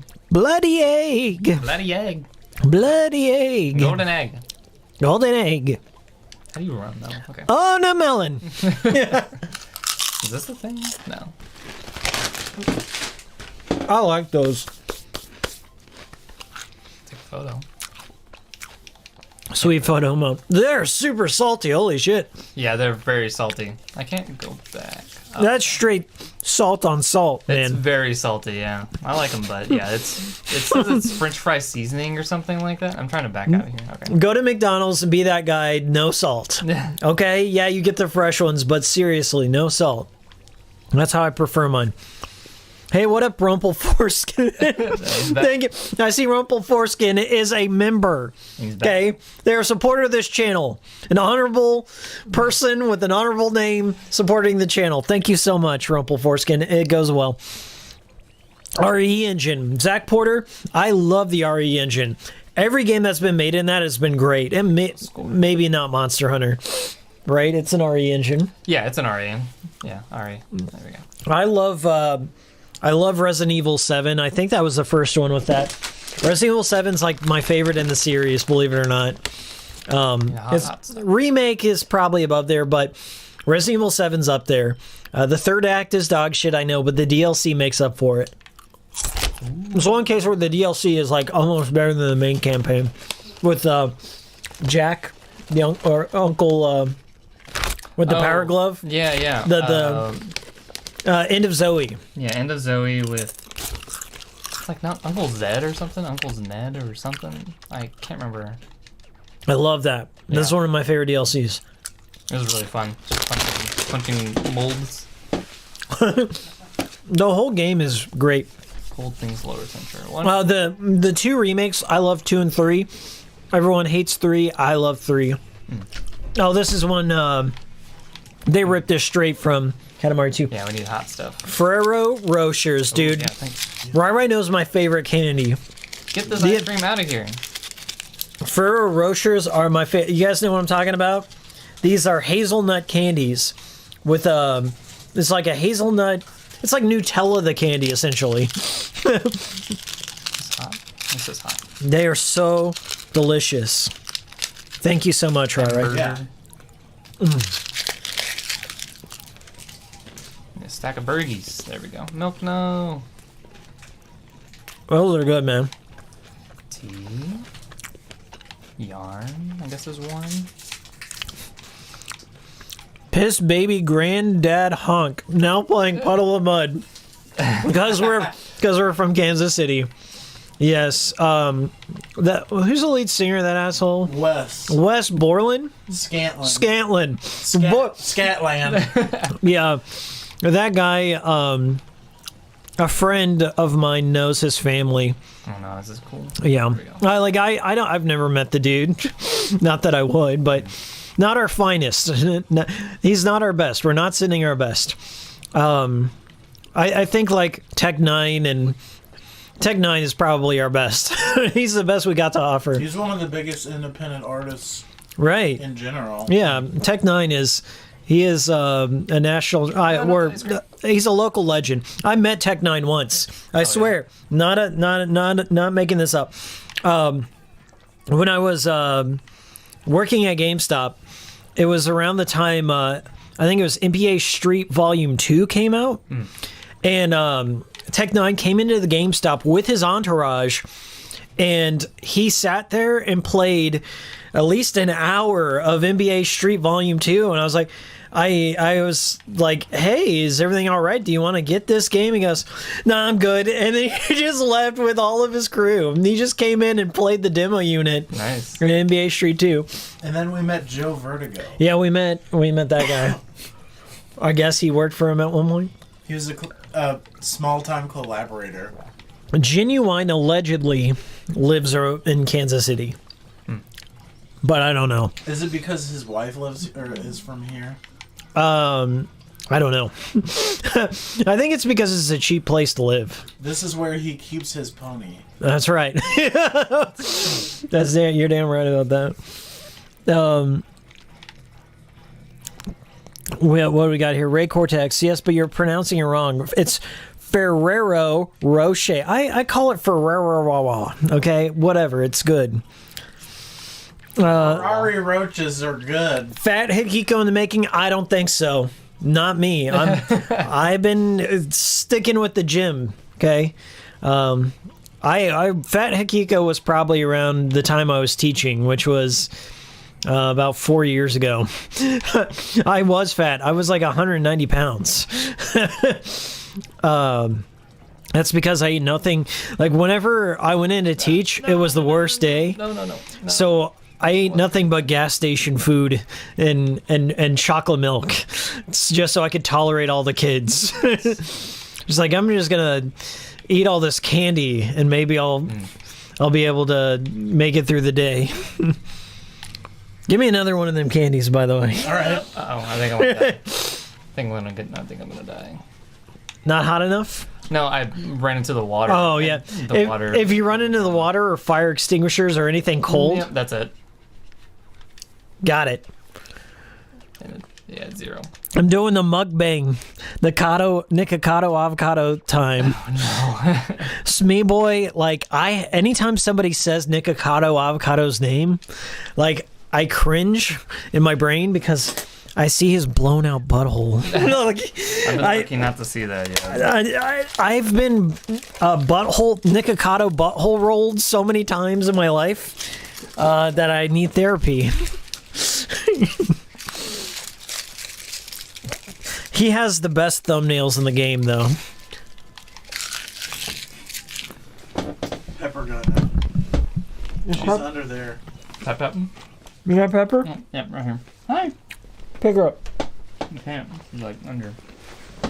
Yeah. If she chills. Pepper? There she is.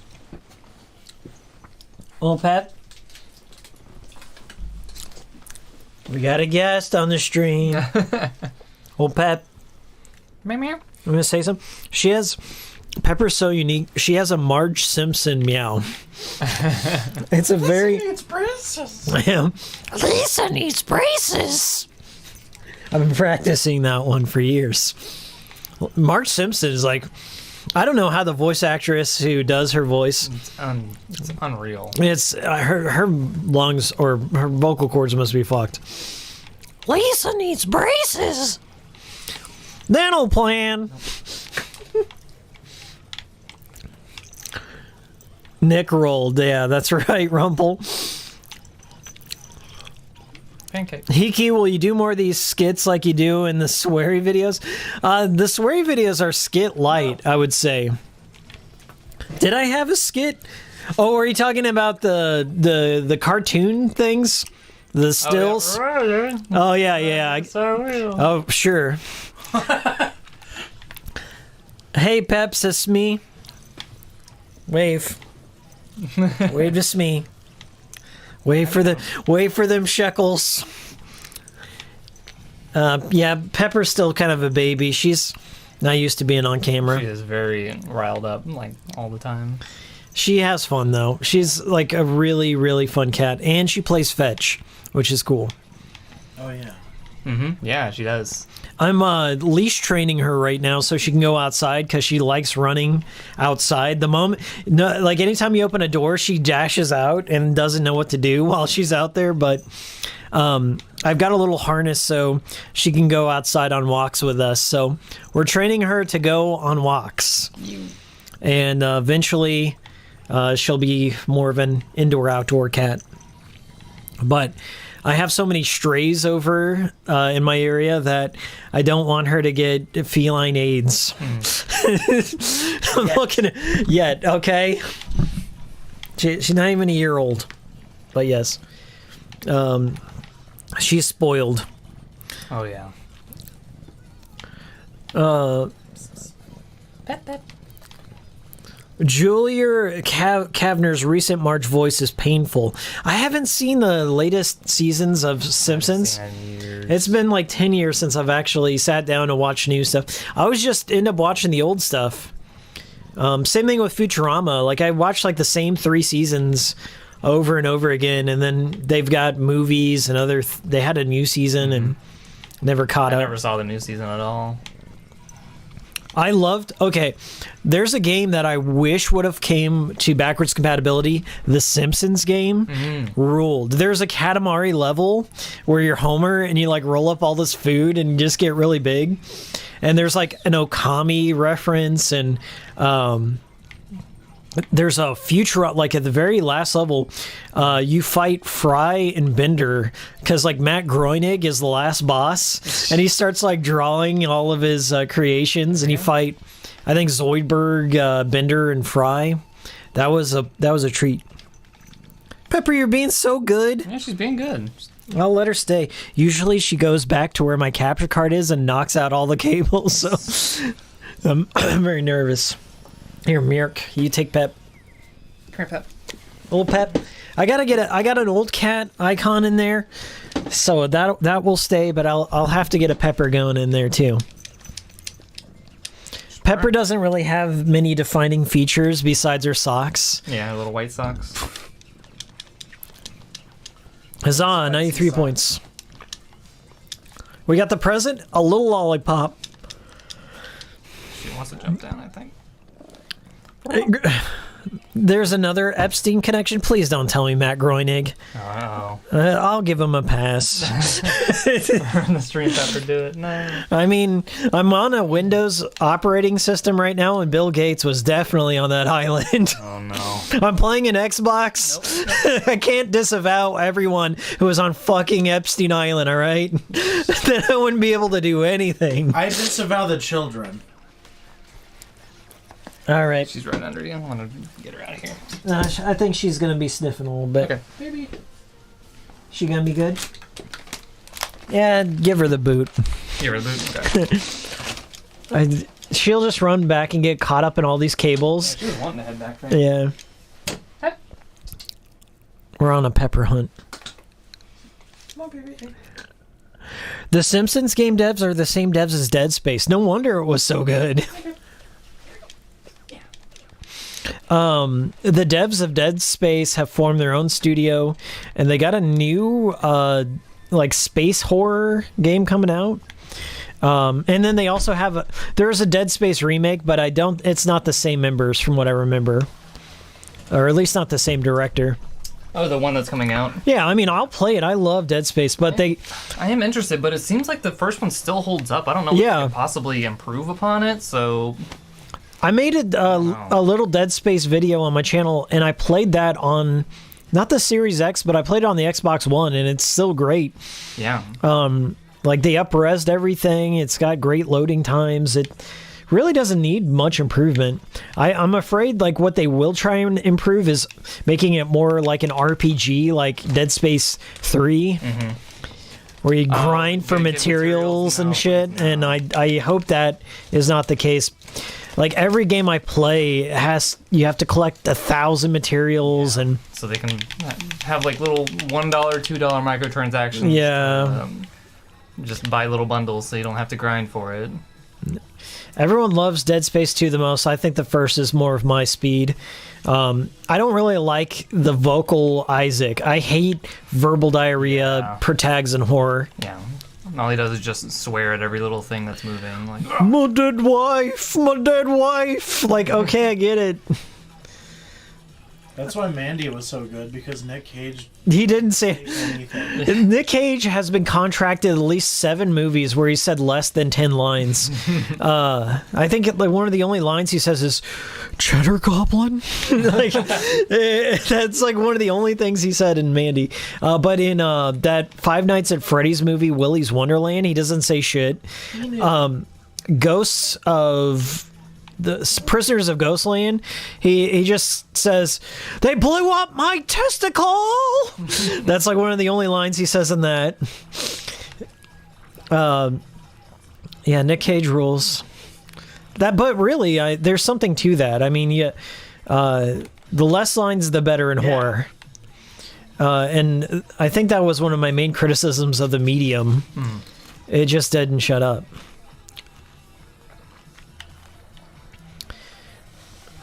Evil Within 2 does that too, and it's also RE8, yeah. I didn't play through Evil Within 2. I played the first one a lot, and I loved it, but David says this is the best game ever made, so it must be very story heavy. After the Addams Family. Yeah, after that. No, he was like one of the vocal critics in our group. I know. Addams Family. Mansion Mayhem. That was the last time I had guests wow. for a stream. It was a spooky Halloween stream. Yeah, it was very spooky. My $30 just was murdered. Shinji Mikami considers Dead Space 1 as the true RE4 successor. I would agree with him there. Yeah. And Mikami is very pointed with his criticism. I posted out, he blew the fuck out of Sony in some magazine that I was reading. Oh, yeah. He's talking like, I gotta buy 2 systems every time I get a Sony system. Those lasers they use are garbage. And he wasn't wrong. Like, my first PS2 had the disc read error. And I had to like Frankenstein another one.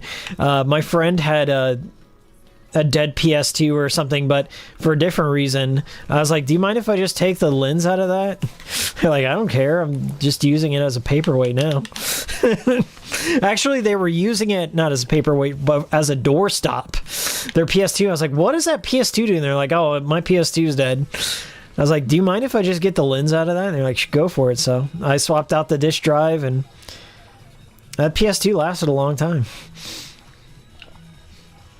EA just wants people to remember 2008 when they made good games. I hope Skate 4 is good. It says, piss baby granddad honk. Piss baby granddad honk. So yeah, EA did have some good games for a while. Yeah.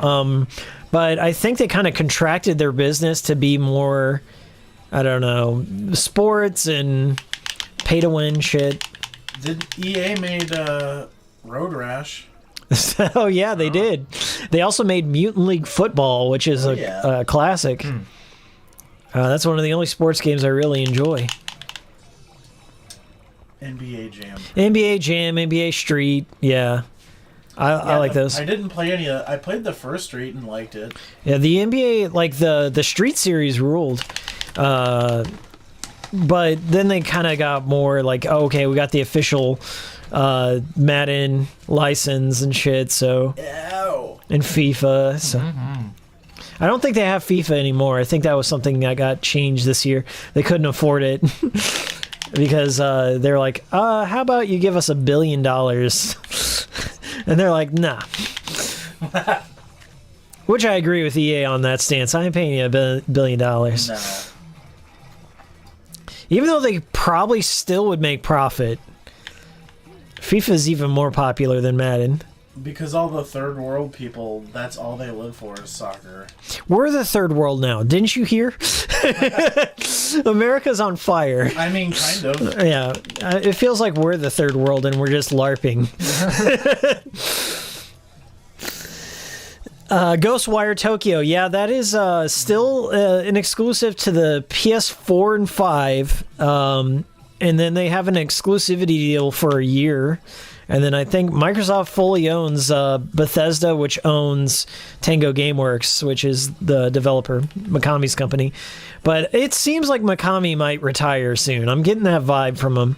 I watched a documentary on him, and it seemed like, yeah, you know, it's time to pass the baton, if you will. Hand it off to Phil Fish. Hand it off to Phil Fish. Honestly, Phil just made his one game. He's like, fuck you guys. Which I don't blame him. I don't either. Fez is pretty good. And I did like Fez, yeah. Yeah, like I enjoyed Fez, despite all the stuff. Like, the indie game, the movie, like, I still laugh about how he says Japanese games suck. Like, yeah, he had a point. Phil Fish was right. Finally, somebody said it. I'm coming out of retirement. Nah, I don't know. Maybe he realized like he'd just be treading the same ground. He made $1 million. Oh yeah. The guy made $1 million. What else do you need to do? Now we're rolling up cars. Fun park. Yeah, I'm not gonna make to the 25, but Yeah. at least I know the path, so we'll do it again. Mm-hmm.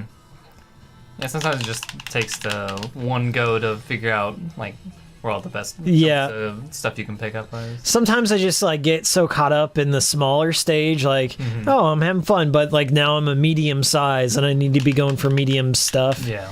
But there is a degree of strategy to the Katamari games. Third jab world. Well, you're looking at him. I don't even give a shit. I'm 3 jabs in. I'm going for 5 before the year's done. You're going from 3 to 5? Yeah, let's go. You hear about Lies of P? I have not heard of Lies of P's. NBA 2K was good in your opinion. Are you giving me that opinion? Was it good in your opinion? Was it good? The 2K series on the Dreamcast, I heard they were good. I remember a GameStop that there were people that would just specifically buy the 2K series. There was also an ESPN based game that people were really into. I don't know. I wasn't really into those games. I was more into like the weird stuff like NFL Blitz and NFL or the Street series, NBA Street. Yeah, anything that was like arcadey. Yeah, if it had an arcadey thing, I'd play it. Approachable than the real life ones. Because the real life ones are more sim based, and I don't like any sim. I don't think there's a sim I like. I don't even like the Sims. Yeah, I played Sims once and I was like, I don't get it. But I like Animal Crossing. Yeah. Yeah. I don't know. It just has to have a certain thing to it. Yeah, I guess that is a sim. Yeah. Like life simulators and stuff, but that's kind of more of its own unique style. Walking sim. Yeah, walking sims. I need a goal versus just... You're right. RTS. Like Death Stranding was accused of being a walking sim, but there's more to it than that. Yeah. Yeah, you're delivering, too. Yeah, you're delivering, and you're fighting these giant eldritch horrors, and there's some stealth stuff in there, too, and... It's a good game. Pretty good. Sex tricky. Tricky, yes. Okay, whoever said tricky, you're right on the money. Musicology Cool is into the good. Yeah, Cool Borders. I like the 2 Extreme games. I like the Tony Hawk games, but they're not really sim. They're fun. Yeah. They're just arcadey. Too unrealistic to be. Yeah, Tony Hawk is like sports game. The same kind of thrill of building a ramp in your backyard or trying to like do some tricks off of shit you shouldn't be doing. Like doing kickflips and ollies over homeless people like that. there was more depth back in the day. Oh yeah, Shenmue. I've heard of it. Anyways, fuck that game. No. Harvest Moon, Story of Seasons, Rune Factory opinions. I've heard good things about all of them. I like Harvest Moon. I only played the Game Boy Color version of that, and then I had a friend who just checked up on his Harvest Moon all the time.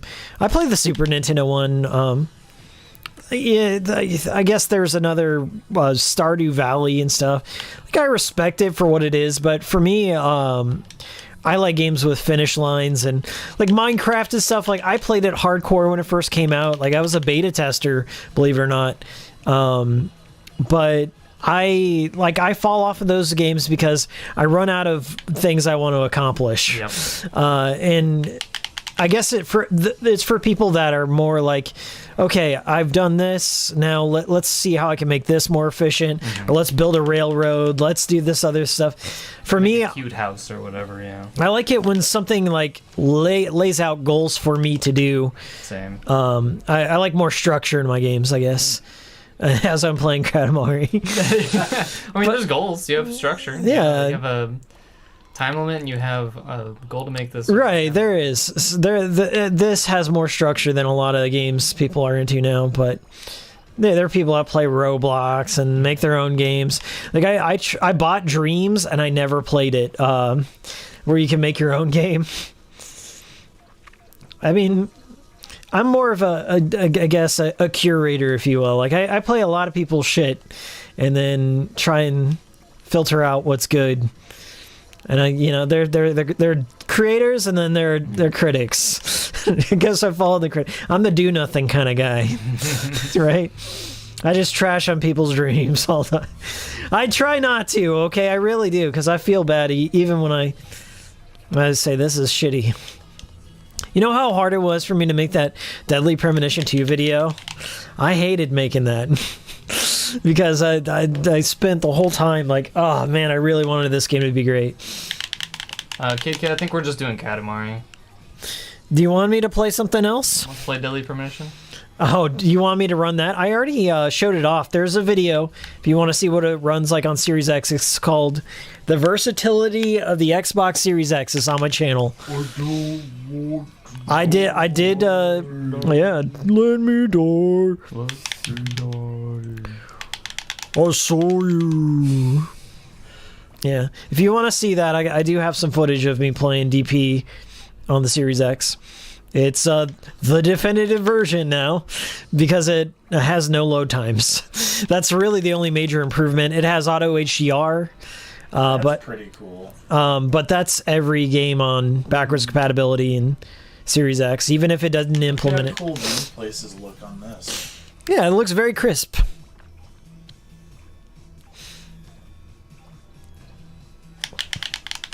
All right, I got 2 minutes to get there. Basically boost and pray. Here we go, getting into the city. This is where all the big stuff comes. All right, we got this. 2 minutes. Come on now. I think. When it comes down to that wire. Any populated like city area where there's streets and cars and stuff, good way to get an extra meter or two. Oh, good God. Oh no. Okay. Can we do this? Can we? You got Boost, 2 minutes. You got 2 minutes. All right. Let's go to this carnival. Please. Okay. Please. I'm not gonna boost. Whenever you're this big, you don't want to boost. Yeah. Because shit starts flying off and Yeah. you lose your momentum a lot. Here we go. Now it's just free time. 1 minute of free rolling. Rumple Horseman, would you cover the Otogi games? Now it's on backwards compatibility for Series X. Maybe. There's some other From Software stuff I'd probably cover first. Shadow Tower is very interesting to me. There's a game on the PSVR called Deracine. Deracine, yeah.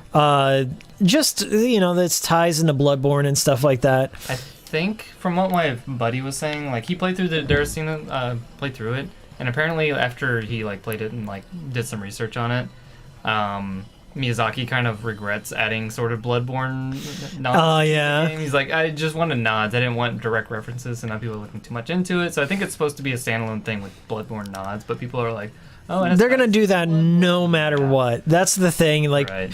There are people on the internet that just milk any franchise for content, or they read between the lines too much, and I don't know. You just can't stop it. Yeah. I mean, there's still people overanalyzing Super Mario 64, and Yeah. the Luigi's actually in the game, and here's what you gotta do, and L is real. Yeah. What are you gonna do? Bowser's actually the good guy. Yeah, let's look at it from this angle. It's Mario's invading Bowser's domain and all this. Fuck it. With that crown. But yeah, I was thinking about the thing is, PSVR is probably cheaper and more accessible now, so it might be a good time to talk more about it. I talked about it in my PS4 Series X video, like what it was like upgrading. And I think the PSVR is like one of the best things that came out of last generation. And it has the most niche out of any of the PS4 games. They're on the PS4 or the VR because you have to own an expensive piece of hardware on top of another expensive piece of hardware to get those games. Yeah. So unfortunately, they're kind of a casualty of that generation. Not a lot of people played Until Dawn, Rush of Blood. They didn't play No Heroes Allowed VR, Deracine, Final Fantasy Monster of the Deep. Resident Evil 7 VR was probably the most played out of... I think it was the most played out of any VR game. Yeah. But Astrobot VR didn't get love. Pop on in. We are an hour 47 in. We're coming in to the tail end of the cool stream. So get your questions in. Get all them super chat shekels in now. You're going to run out of time to do it. Ask your questions. Talk to me about whatever. I'll leave the stream up. So if you're in the archive, hello in the future. How does it go anyway? Oh, yeah, it does. Just loop around. Let It Die is having its 5-year anniversary. I'm sure they're going to have a crossover with that new game that they got coming out. The same developers are making a new Battle Royale game, which I'm not too keen on. Yeah. I think it's just PvP only because Let It Die has like a passive PvP thing. That was like the one thing people criticized it for not having a true one. Rings. Oculus Quest 2 is nice for 300 and selling your soul to Zuck. I'm nuking all my Facebook as soon as I can. I've been trying to find a way. Mark's done it. Rai hasn't. Kirk did it. But I did away with it for a long time, a while ago, and then kept it, but like just deactivated forever. Yeah. I should have just deleted it then, probably. The only reason I keep it is really for the marketplace. I get so many solid deals. I bought a refrigerator there for cheaper than I could buy it in the store, and it was a brand new refrigerator. So like when shit like that happens, like I bought a dryer off of there when my dryer went bad. I keep it for events. Yeah, events is pretty good. Like, hey, this is coming to town, but I kept it for when I was playing shows. But I have completely, I don't know, nuked it for the most part. Like I follow nobody. I just kind of use it as an organization tool, really. People have asked me like to start a Hikikomori Media Facebook page, but no, I don't want to encourage anyone to have to go to Facebook to do that. So like a fan page. Yeah. Log ring. Yeah, I would never keep up with it though. No. So, oops.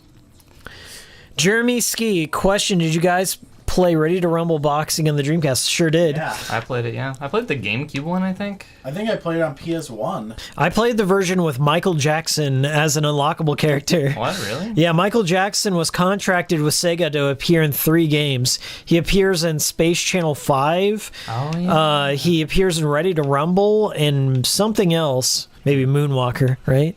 Oh, yeah. But he was contracted to do that, so he's like, put me in Ready to Rumble. He also did Sonic 3 music, so, which is, like, all the Michael tracks are out there. They're pretty good. Black or white? Piss Baby Granddad Honk. Bargain Stolen Goods. Hell yeah. Aaron, is there a Discord? Aaron, there is a Discord, but I don't let people in.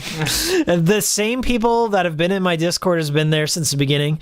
I don't let people in because we've had crazy people show up and completely they don't get the vibe of the Discord, and I don't know, it's kind of a strict vetting process. Like, you have to know somebody and they have to be kind of cool because Discords are weird. People like to post their penis in there. It gets out of hand, really. Or use the N-word a lot and then write the N-word on their penis and then show you all that. And we just kind of hang there. We just talk about old games and Yakuza and stuff like that. I just don't. I think I'm a part of many Discords. Like, if you got a Discord, there's a better chance of me joining your Discord than the other way around. But I say the bigger the population of a Discord is, the worse it gets. Because you get, like, I don't know, it's hard to keep conversations going. People start fighting and, I don't know, bringing in their fetishes and odd things, where you just want to talk about video games and not think about politics or what have you. Yeah. And like that shit ruins the Discord, and I've managed to like weed it down to like where people are, everyone gets along, and nobody talks politics or whatever bullshit is. Everyone helps out each other and we're all cool. Like we stream and we have a good time. But Aaron, don't take that as a slight against you or whatever. It's just a very kind of intimate Discord, if you will. I might open it up again. So look, I'm going to be writing like a year-end Patreon thing of like, here's all the stuff we did this year. And I'll probably put out an invite on the Discord, on the Patreon. So if you're a member of the Patreon in December, look for a post. I will have a link on there. So if you support the channel, it'll be up there. But you know, don't take it as an insult. We just keep it very small for a reason, and then I'll probably pull the link, the invite shortly after, just to keep it small, because you know, you've been in Discords. You guys have been in Discords like where they're just too big for their own good. You can't follow a conversation. Nobody knows each other. People are coming, they're going. Maybe I view it differently than how it's supposed to be used, but I just use it to keep in touch with the supporters and my good friends and stuff.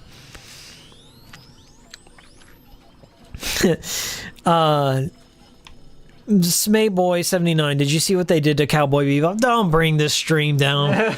Don't you fucking dare. Yes, I did. I can't avoid it. That's the problem. Yeah, people are talking about it. It's like, the thing is, if you really wanted it to go away, you just don't say anything about it. That's the best. Don't say about it. Don't watch it on Netflix. Don't click it out of spite. Don't do anything. Just let it die. But they hate people who watch anime on Netflix. They hate everyone's childhoods and their sacred cows, and they just want to take them out to the beach and slaughter them in front of you one by one. They're going to continually take everything you loved about your childhood and tell you you were wrong for thinking so, and this is actually better. Yeah, I saw... Squid Gaming is. There's... Okay, they are. Cowboy Bebop, I saw it by proxy.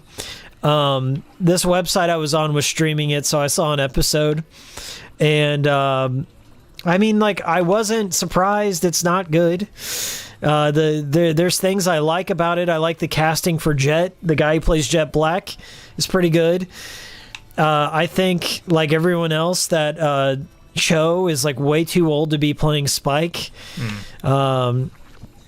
And I think Faye was miscast, and the lady who plays Faye was just trying to like make some political shit, like, oh, you want the perfect woman? The perfect woman to play Faye doesn't exist.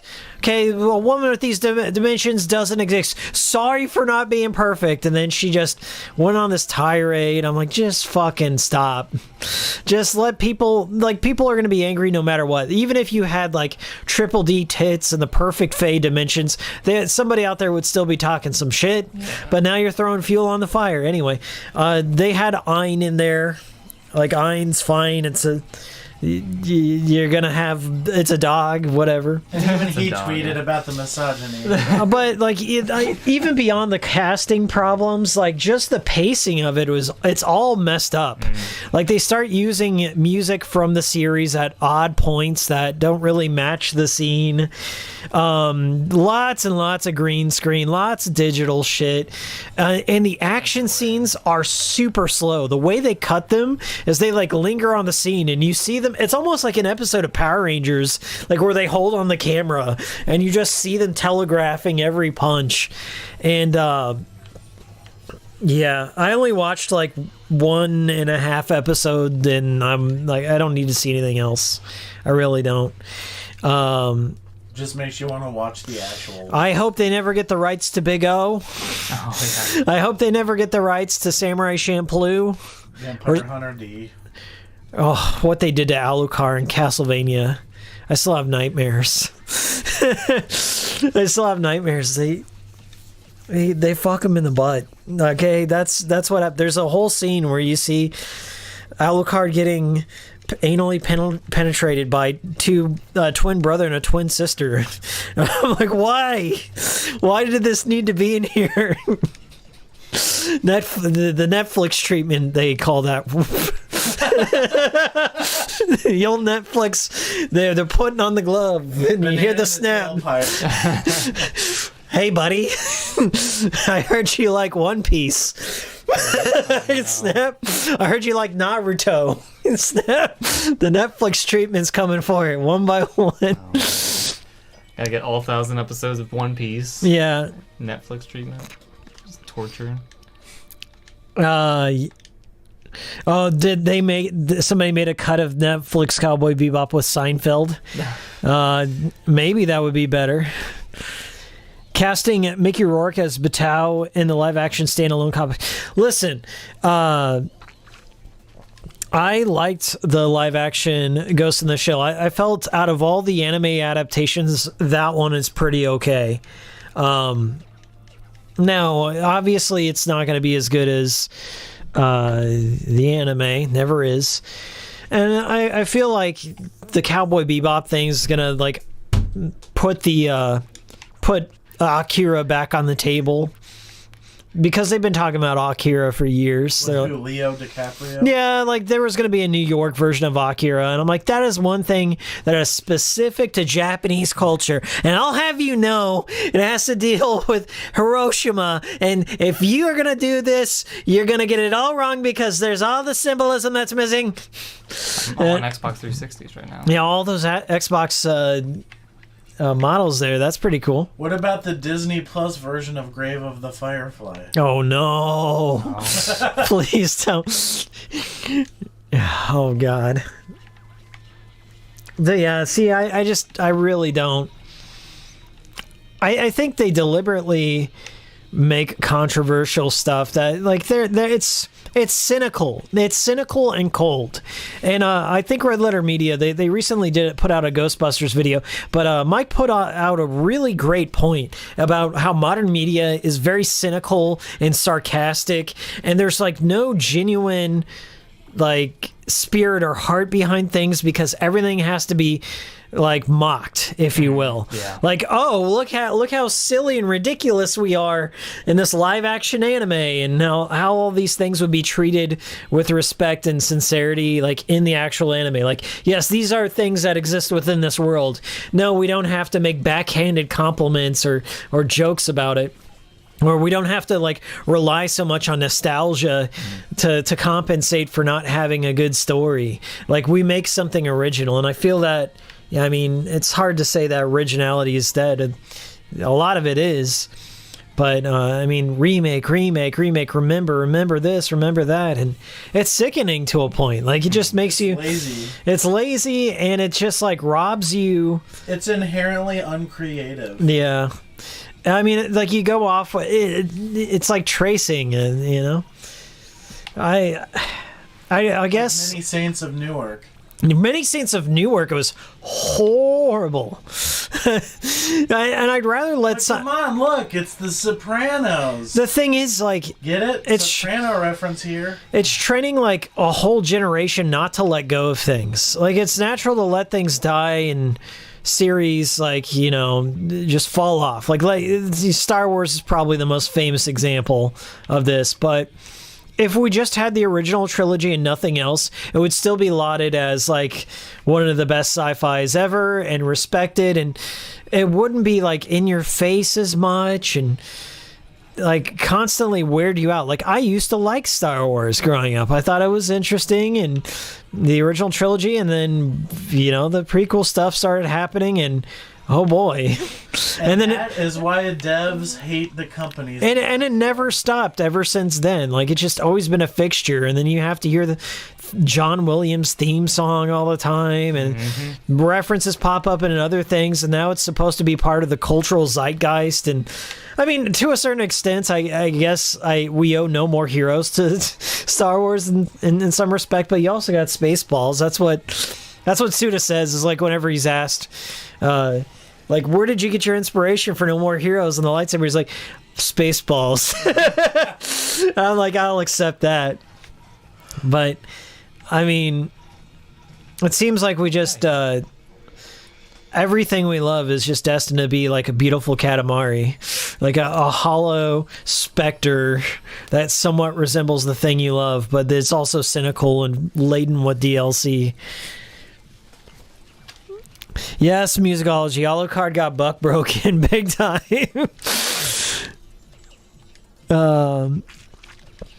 Yeah, Gundam, the thing is, if they actually make a live-action Gundam with the actual Gundam engineers behind it, because in Yokohama, they have a Gundam factory. You can go visit it. Scale model Gundams. You can ride like this elevator lift up to where the Gundam's like pilot seat is. That's one thing when I go back to Japan, I'm gonna go visit in Yokohama is the Gundam factory. I saw the only Gundam I saw up close and personal was the Unicorn Gundam. Which one haven't we done? We've done both of those. We've done everything on this. I one of them might have gotten locked. I wish there was like a map you could see. Yeah, it was just like one side-scrolling thing in We Love Katamari. You just ran to the left, and then be like, "Your Majesty." Yeah. Hoi! Hoi! Your Highness. Save the pandas. Yeah, save the pandas. Beep beep beep beep beep beep. Yeah, there we go. This one. This one here? Yeah. Dynaville. Roll up energy to make the sun. Ooh. Yeah, I think there are some things that could be remade, but you gotta come. I'm more like if I had to choose between a remake and a continuation, I'm always gonna go for like the continuation of something, like the Blade Runner, where they continued on the original story. They just built off this stuff because it shows respect to the original property. But at the same time, like the Star Wars, they kind of did it wrong because they made, what is it, Star Wars Episode 7 was basically a beat for beat remake of A New Hope. Yeah. And I think like people are more willing to seek out the original and appreciate the original than have to, sit through these remakes or whatever. Like this pissed me off. They're going to be remaking Train to Busan, which is one of my favorite Korean horrors ever. Yeah. And they're just going to be making... They did the same thing with Snowpiercer. They made that an American adaptation. Old Boy. And Wreck. They did it with Old Boy. Old Boy remake, the Western one. Good God. Worst movie. It's just a bad movie in general, let alone a remake, but... Deadly Premonition Christmas Carol. Well, I'd watch that. Yeah. The Christmas special. That would be fun. That'd be good. Yeah, the Mystery of Boba Fett's made him cool. The series will destroy that. That's right. Right. I don't know. I like The Mandalorian. I will give him credit. The Mandalorian's good, but that's because it's like out of Kathleen Kennedy's hand, I think. The production team behind The Mandalorian, they're doing some good shit there. But that's not a remake. It's an original story in the universe, and that's okay with me. But that's like the only piece of Star Wars content that I care about. I haven't seen like I've only seen like the first like Star Wars Episode 7. I didn't see 8 or 9. I didn't see any of the spin-offs. I saw 8 and I have not seen 9. I'm just like, I don't care. Yeah, I don't care anymore. I don't know any of this. I prefer Dune, and I still haven't even seen the new one. The new Dune is, I don't know. It's okay. Probably gonna make everyone mad, but I'm not really a fan of Star Wars. Like, it's not really my cup of tea. I'm not mad. I don't get it. I don't like it's something that was good for its time, but it's just slowly just been saturated and stretched out and rehashed over and cheapened over and over again. It's just like it doesn't matter anymore.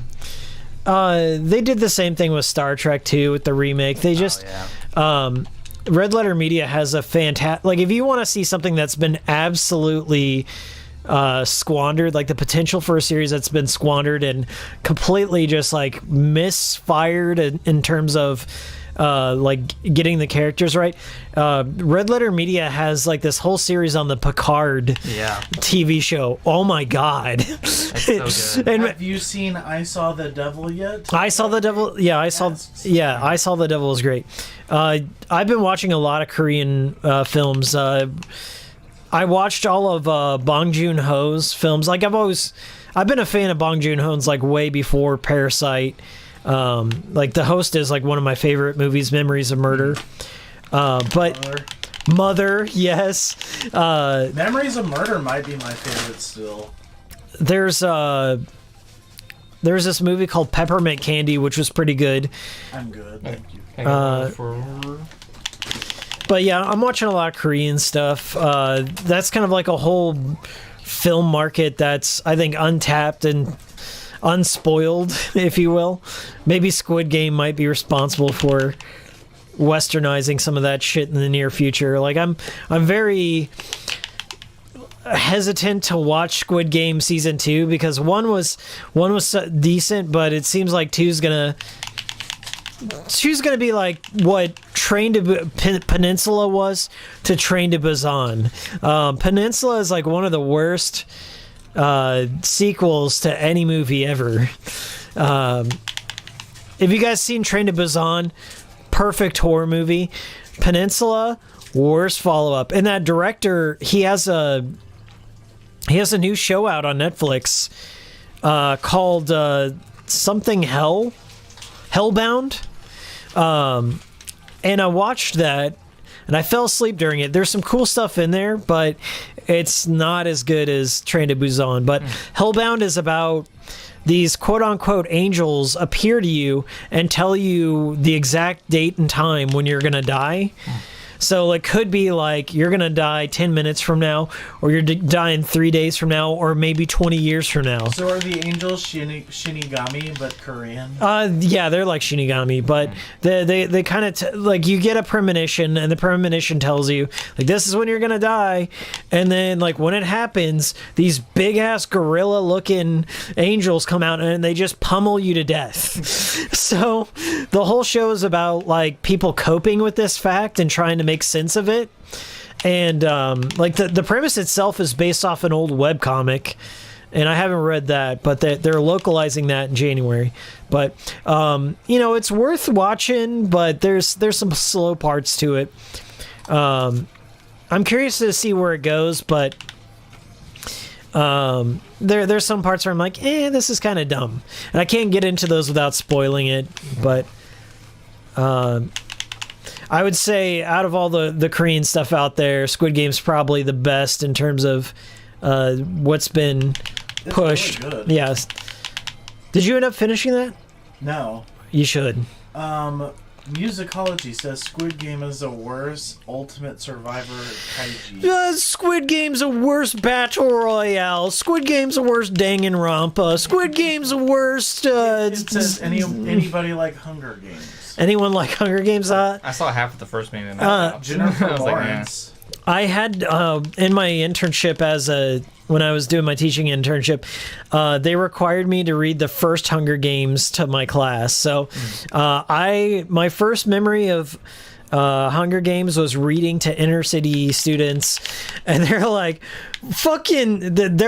I can't get a meal today. Why do I care about these people in this book? And that was kind of the thing. I was like, oh, real talk. No, like Hunger Games, the movies themselves are they're okay popcorn flicks. The books were all right, but yeah, I like Battle Royale. Battle Royale's more my thing. Like that one, yeah. Liar Game, I hadn't even heard of. I mean, Danger or Life or Death games have kind of been around for a long time, but I don't know why Squid Game, of all things, like really picked up in popularity. I mean, they're kind of telling the same story. Down on his luck guy, bad with money, from the lower class. Does something to like elevate a status or whatever. I mean, and they've also had like survival games. Like I'm a fan of the genre of survival games. Like Danganronpa is one of my favorite. It is my favorite visual novel series. And I don't really like that genre too much, but Danganronpa gets it right. Anything by Park Chan-wook and Bong Joon-ho? Yes, Park Chan-wook. Park Chan-wook did the Vengeance trilogy. There's Sympathy for Mr. Vengeance, Lady Vengeance, and Old Boy are part of the Vengeance trilogy. Park Chan-wook did something else I like, but I can't remember it for the life of me right now. Think I'll make it to 500 in a minute? I don't know. It's gonna roll up pretty quick, I think, but yeah, it's gonna be close. Neck Monster. This is for the sun. Yep. Gotta supercharge that sun. I shouldn't have done the dash. Okay, I see a little path near that rainbow I could go. When you get all these islands and stuff, that's when you really start. I think they're like worth me. Oh, we got 10 to go. Do you think we can make it? Oh man. Oh man. Here we go. Oh yeah. Oh god, I got Floating 50. City. Go, go, go, go. Get it, get it. All right, we did it. Yeah. I cannot believe that. It really starts like going big and big and big. Like, Yeah. as you get bigger. You can roll up, I think, the crown, but I don't think you can roll up the king. Maybe in this game, if you buy the DLC, you can roll them up. Tatsuya Fujiwara. And We Love Katamari, he shoots out a royal rainbow, and you have to ride that up, but you have to be a certain size to get his crown, and that's kind of like getting up to the Garden of Eden in Shadow of the Colossus. One of those like bragging rights things. Doesn't really do you a whole lot of good. 1 kilometer. Yeah, double the size. Oh, he played Laito in Death Note the movie. Oh, good God. Okay, which Death Note, the movie? That's another thing Netflix did. Oh, Jesus. Oh, yeah, they made Netflix, new yeah. ones? Yeah, they made a Western Death Note, and Willem Dafoe is in it, and the guy from Is he Duke with no makeup? yeah, no, he's CG. It's Is he Duke? yeah, I think, the guy who played Light. There's Light, and then who's the like the So investigator? he is in the 2006, Yeah, which were cheesy too, but but Defoe's. California. Yeah, they played the Red Hot licensed Chili it, so Peppers. they fucking put it as many times. Yeah, as they could. all the yeah. I guess I forgot about that, but yeah, I did watch the original Death Note where they got the Red Hot Chili Pepper sound. Jesus Christ, Just why'd they do that? Just Danny California though. Oh yeah, Hello, Hassan Terrell. I already got a son. We got Zero Death. Thank you. I meant the song that usually plays on the one responding to the scene. He was asking what the song was playing at the beginning of the stream. Oh, Of Oh, this one? responding to the Sony CMOS questions stream. Kid asks, Hiki, Schloss Cosmos. do you think D2 soundtrack be bussin'? Also, do you know one of Kenji's games came with Came with a condom. I need to research on that condom thing because that sounds like it's funny. I know Kenji Ino, rest in peace. He sold some seeds with one of his games. And I think one of the special editions of one of the games he sold, like it was like $500 for the very limited edition. Kenji Ino would ride his bike over to your house in Tokyo and then come hand deliver the game to you. That was one of the limited editions and somebody bought that. sweet. Yeah, Ino was ahead of his time. I'm not sure which game came with a condom, but that's... What about D2's soundtrack? I'll have to ask my friend Wild Potato. Wild Potato Industries out on YouTube has a whole Kenji Ino retrospective of all of Ino's games and weird anecdotes of Ino. So go check out Potato's channel. We gotta roll up a 10,000 kilometer ball. Katamari. Most live action anime adaptations are just bad. Yep. Yeah. I'm trying to think if there was a good live action adaptation of a cartoon or an anime, and I think Ghost in the Shell is one that I enjoyed. I thought, it didn't try and replace the source material at all. Ace Attorney's the Ace Attorney, that's it. adaptation of something. That's it. That's one of the best video game movies. Yeah, and then I'm sure like if we look deeper into Miike's catalog, you'll find something like Zebra Man was a manga. Zebra Man was damn good. The Danganronpa anime's trash. Don't touch it. That's what I've heard, yeah. Shenmue's anime trailer looks interesting. Oh, the Shenmue. Yeah, that Shenmue anime has some of the people that did Afro Samurai. I think it's the same house that did Afro Samurai. That Shenmue trailer caught me by surprise. Yeah, me too. I'm interested to see where that goes. I hope Yu Suzuki just finishes this story. Yu Suzuki, like that's how he's gonna Be done. Yeah, there's a present. Oh, where? One of the birds had it, but Oh, it did? Okay. yeah, you gotta wait for him to come back. I don't know. Oh, there it is. Yeah, the flamingo's got it right there. Right there. You're right. Oh, I see. I see. Yeah. I didn't see it. Those That's are okay. the greatest pompadours ever. Alita Battle Angel. Yeah, I can never finish that, Jeffrey. I've tried to like sit down and watch Alita Battle Angel. Maybe I'll give it another chance, but Like the giant anime eyes. yeah, it's very Uncanny Valley. Blade of the Immortal. Yes, Mike. I'm trying to remember Okay. if I watched. What was the anime after Death Note that the similar studio made? Like one of the same people went on to make. Black Butler. No, with the giant. The giant. Attack on Titan. Yeah. Maybe, Yeah. Maybe it was. Oh, there is a live action Attack on Titan movie. It's okay. Yeah. I think there's 2 parts to it now.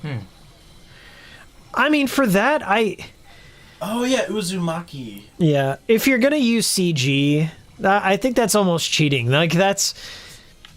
If you're gonna make a live action anime, I think it needs to be all live action. You have to use miniatures. You have to use practical effects. Yeah. Because if you're using CG, you're like one step away from anime as it is. We'll just make a new anime. Yeah, just put more money into the anime. But yeah, I did see that, and it was not memorable at all.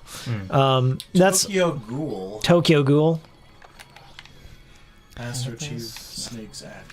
I've never seen the Tokyo Ghoul show.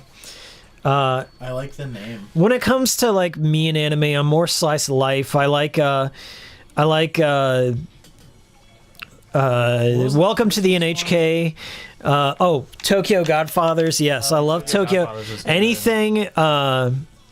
Anything like Paprika.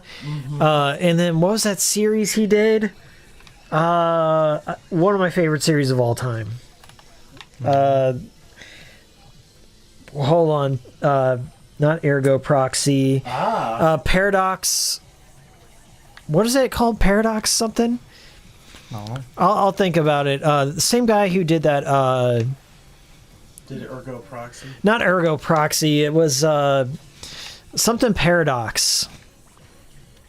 How is this naked HD XYZ back in there? They keep coming back with the quickness. Hey, I'm waiting on the 18 plus stream. That's a new name. Damn. So they're making new accounts and going across. All Okay, you know they nuke the Catalina collection, one of the best channels on YouTube. They nuke the Catalina collection that has none of this shit. Yeah. Has no nudity whatsoever. But Naked HD XYZ just keeps showing up. You keep banning them. Yeah. You keep flagging them. Let me flag you. I'm gonna flag you. We're getting a flag. We're gonna report that. Hide user and I'm gonna put child abuse. Done. And then we're gonna hide. User, yeah. Done. I don't block anyone, but goddamn. Stop abusing children. I guess not a lot of people are streaming for them to be so persistent. Yeah, it could just be automatic. This has happened 3 times, Lies. 3 times. There's another one. There are 2 separate ones. There are 2 separate ones in tandem. Oh wait. Okay, that's the same one. That's the same one. That's the same one. Paranoia Agent. Paranoia Agent, Master Chief Snake. Thank you. Paranoia Agent. I love that. That's probably that in Welcome to the NHK. Samurai Champloo, of course. Space Dandy. Cowboy Bebop. But Paranoia Agent, I just love. Yeah. Fooly Cooly. Big O. Those are my kind of speeds and stuff, but there are very few adaptations of games or manga that I get into. What's the? I like to really. You can't stop Naked HD, says Musicology. I probably won't. They're really quick with them bots. Crayon Shin-chan. Crown Shin-chan, of course. Have you seen GTO, Great Teacher Onizuka? No, I have not. I watched a couple of episodes of Jason. I like the anime, but I haven't seen the. If there was like a live action, I haven't seen that at all. But I liked the first couple episodes. It's pretty neat. I'll like have this, to look at it. He's like this bad boy dude that becomes like a substitute teacher or something like that, and has to take on kids, like teaching kids and stuff. It's just My life story. yeah. No, I'm kidding. I'll have to watch that. I watch a lot of Food Wars and Yuri on Ice and stuff. yeah. That's what my girlfriend's into. It's time to make history. Kenichi the Mightiest Disciple is one of my favorites. Kenichi the Mighty. What's the Laughing Salesman? Is it the Laughing Salesman or the Smiling Salesman? What's that one about? It's like a really, really old. Like it's like as old as Lupin. Oh, shit. It's about this like Salesman? I think it's the Laughing Salesman is another pretty good one out there. They made a modern adaptation. It's basically the salesman goes around and gets into hijinks and like changes. It's like little side stories where the Laughing Salesman appears in these dudes' lives. The And first manga was a one-shot series serialized in 1968. yeah, gotta do family stuff, but gotta stop by the cool stream, say hello. Well, thanks for joining us, Lees. Appreciate your support. Konnichiwa. Konnichiwa. You. Gambare. Ohayo gozaimasu. Ohayou gozaimasu. There was a really good episode of Curb Your Enthusiasm where it was the most recent one where Larry David was like arguing with a sous chef, like at a sushi restaurant. Hijimasa! They were just screaming in Japanese at each other. Oh god. Giant Gorg. Silent Hill 3 is the best in the series. Agree. I like 3 a lot. I like 3 and I like 4. I honestly think 2 is one of the weaker ones out of the PS2's series. yeah. But Eddie's so hot. Like 2 is yeah, It's Eddie my ongoing Hikiko's stream joke. Eddie from Eddie's the sexiest. From 4. Eddie from 2. Oh, 2. Okay. Yeah. Wait. Just like that stupid dog. He had it coming too. Won't be playing football with what's left of that knee. Probably the only human to sexualize that character. Yeah. Just because it's the least. Eddie Dombrowski is Rai Rai's waifu. Oh, God. Your channel blew up this year with the C-bomb. Yeah, it sure imploded, Jeffrey. It's put me in a precarious position, I'll say that. Because now I'm kind of like between two audiences. Like the people who are OG and the golden and the best subscribers, they are the ones who have been with me through thick and thin and through the Hikikomori and through Phil Hatley. They've been with me and they never left. Those are the oldie goldies, and they are the best subscribers. And then there's the new wave of C-bombers. The C-bomb ding-dongs is what I call them. I'm just kidding. But no, I do have a whole lot of new blood around here. So it's like a very precarious position because like I have to then please kind of both camps. Yeah, it's rough. So I'm like, I still make my obscure Japanese stuff. I still do that. And then I also do my system teardowns. And then people with millions of subs reuse my content. And then that's where all my audience comes from. I don't know. That's kind of how it's been, and it's all good. I'll figure it out eventually. Odd Taxi's good, Smee boy. Odd Taxi's fun. I've been watching that too. I watched that over the summer. Channel backdraft. Yeah, I mean, I've been, I'll get a wild idea. My thing is like I don't want to retread the same ground or constantly do the same thing all the time. Just from a creative standpoint, You get burned out. you get burned out on it, and it's been like really hard with the Good Life video because I'm like, man, I'm gonna be just trash in this fucking game. But there's also some other things I like about it, so I'm doing that. That'll be kind of like I need to get out of here now. it'll be out soonish. What up, young man? Thank you, Lester. What is that like a kami? Yeah, it's a god. Yeah, it's like the thunder god.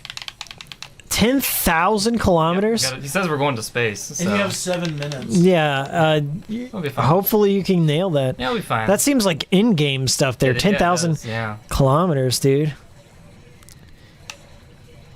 That's awesome. Yeah, the like rain or thunder god look like what are those things that hit people over the head in Japanese mythology? Yeah, I don't know, but it's They had like the giant fans and whatnot. It's usually like the. Oh yeah, well they're kames. Yeah. They're kames in Wind Waker. That's one of the scariest parts, I think, when you encounter one of those tornadoes or those typhoons. Come on, roll. That game is a pretty spooky game in some spots. Is it a giant penguin? Is Beautiful Katamari an Xbox exclusive? Yes. This version of Katamari has not been ported to anything except for the Xbox series of consoles. So 360, One, S, 1X, and Series X. And I don't even think this has been... You might be able to emulate this through Zinnia, but good luck. Zinnia is still a giant work in progress. The funny thing is, I think Zinnia is in better state than the original Xbox emulator. So, you may... Yeah. You're getting there. Almost. I mean, you have 5 minutes to get there. This is sick. You're 1 kilometer, so you just gotta be stacking them. I'm trying, yeah. The draw distance is pretty good, though. Yeah, there's like nothing. There's no loading screens, which is really nice. So it's like, you know how you get to a point in the old ones. When it like, transitioned. Yeah, hold please while I load the next area. Smayboy says, I found your channel a year or two ago through your Deadly Premonition Ports video. Well, thank you. I think that's been about a year. I think it was a year because I started Swery Files last year, and I did 3 of them last year. Time's just kind of lost the last year and a half. Yeah. I think I started right before COVID hit, and then my goal was to just do stuff in anticipation of 2, and then thankfully 2 tied into D4 because I'd already made like 3 or 4 D4 videos on my channel. I was the only person on there just giving a shit about D4 and wondering what happened to season 2. And then like I followed it up, I think 5 years after my original D4 video, because that was what I really, really wanted to do, was make that D4 video, because that's just been something bugging me.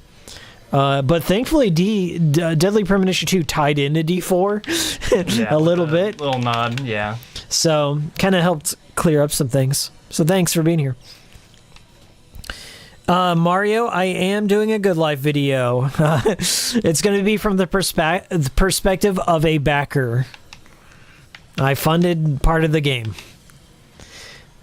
Okay, if you look in the credits of the Good Life, you might be able to find my channel's name. Ice Cream Cloud. Yeah, Ice Cream Clouds. That was kind of a slight loading time. Yeah, just like a slight little thing. Just to transition the map. You got New York. Musicology says, I found your channel through Naked HD Rip. Yep. They're my #1 supporters. They just can't stop supporting the channel. Look at all those bananas. Yeah, yum. This is insane. I don't think I've ever made it this far in Beautiful Katamari. Yeah, I didn't either. Look, it's just going up by hundreds. Aurora Borealis. Yeah, get the Aurora Borealis there. And this time of year? Yeah, this time of year. With this economy? Seymour! Can't even see where I'm going. You picked a tsunami up. Yeah. Why not? This is what they showed up for. This is the big old Katamari. Yeah, we love Katamari. Still my favorite. I think it just jives with me the most. I think that's Keita Takahashi's best game. Like Watam is fun, but Watam is just made for his kid. You could tell Watam was very much a kid's game. Yeah. It's funny. There's lots of poop. Yeah, poop jokes. And Nobi Nobi Boy is not a game. No, it's an experiment. Experiment experience. Yeah. Do I like Brian Yuzna films? Yes, I like Bride of Reanimator.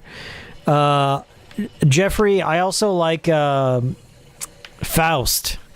Faust is a really crazy Brian Yuzna film. And my mom, her favorite horror movie was Basket Case. And I think Brian Yuzna is behind Basket Case, if I remember correctly. Super Nerdy says, I found your video through the Illbleed video. Yeah. Thank you so much, Super Nerdy. Yeah, Illbleed's one of my favorite games of all I time. like Illbleed a lot. Thanks. Shout out to Kirk for being Dog's Bower in that. Yeah, dogs. Yeah, 1 minute. I don't know if I'm gonna make it. There's Kirk and I filmed. I don't know if it was that. No, it was the Michigan Report from Hell. We filmed 6 different characters for him, and we only ended up using one. Oh. Shout out to Kirk. The Santa Claus? The idea for that Horsey Claus. was Kirk was going to be like disposable reporters, just like in Michigan, how all the reporters die and you just pick up with a new one. Yeah. So we just had him. We filmed him in all these different costumes, and we only used the one. It's getting close. Return of the Living Dead 3, yeah, that I like that one. I think the first 3 Return of the Living Deads are all great movies. I think I like the second one. The first one's solid, all-time classic, but the first 3 are that in quality. 1, 2, and 3, and then the whole series shits the bed. Let's give me a 2-minute bonus so we can go find the black hole. 2-minute bonus. So now we get to roll up some stars. Sweet. Oh my god. Those are all the planets and stuff that we got throughout the game. Constellations. Make sure you roll up the DLC planet. Yeah. This is probably what they're talking about, where you need like 100. Yeah, there's just no way. Well, maybe you might do the black hole, but not. I think you have to roll up Mars or something. Yeah, probably gotta. It's probably not enough. Can we get a Frankenhooker game? Rai was hit on by Frankenhooker. You remember that? Yeah. Rai and I went to a comic book convention, and Frankenhooker was there. She was trying to bang me. Trying to bang Rai. Want a date? Maybe she was in character. I wish. Why do you want me to get away from the black hole? Rai could have fucked Frankenhooker. If you take anything from this stream, Frankenhooker, if you're out there, don't sue me. But also, you try to fuck my friend. Oh, Smayboy79, I saw your Persona Q contest video with Mark in it. Yeah. That's not Mark. That's not one. That's Jarrett. Yes, there's 2 of those videos, by the way. There's a sequel to that video.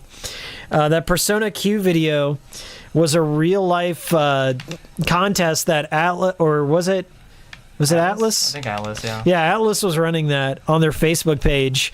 And then so they had all these really bad entries and stuff. And then so Kirk and I put one together, and they did not acknowledge us, by the way. Nope. Kirk and I had the #1 most liked video on there, and there were people who were like, well, I'm not even gonna bother, this is great. And somebody shared it on 4chan, and the whole thing blew up. Oh, there he is. Yeah. And then so it blew up, and I got a lot of subs off that. I think I got my first 100 because of that video. And they had a whole compilation reel of all the submissions for the Atlas USA contest. And I think we did it. we didn't even make the compilation. They would not even acknowledge our video. Probably because Kirk kills himself with a power glove at the end. That's right. Yeah. Oh my god. I like the sequel even more. That was the last collaboration we had with our dear friend Raj.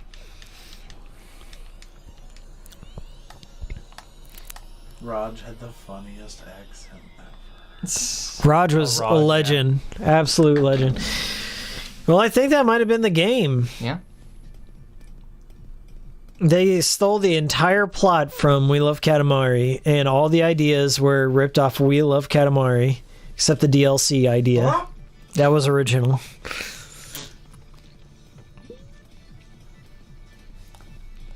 This is just so lazy.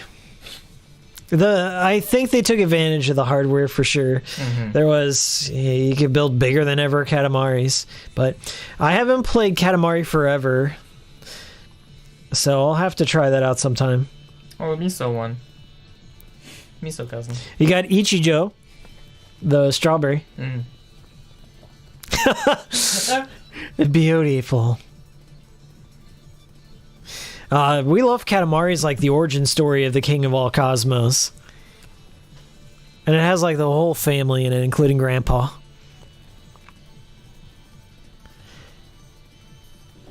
Cosmos Chainsaw Massacre. Yeah. The music in this one just isn't as good. It's just... Because it's less humorous. Yeah. Well, they're back. Save the Pandas. Of course, it wouldn't be the end of the stream if Naked HDXYC didn't show up. Is this just me? Is this just happening to me, I or don't know. or is it every We YouTube got channel? bad spammers. Yeah. I just timed them out for 300 seconds. They'll be back, guys. Oh my god. Oh, I unhid them? Yeah, I got it. Okay, I didn't mean to unhide them. Oh well. Unbelievable, dude. Yeah. Going all out.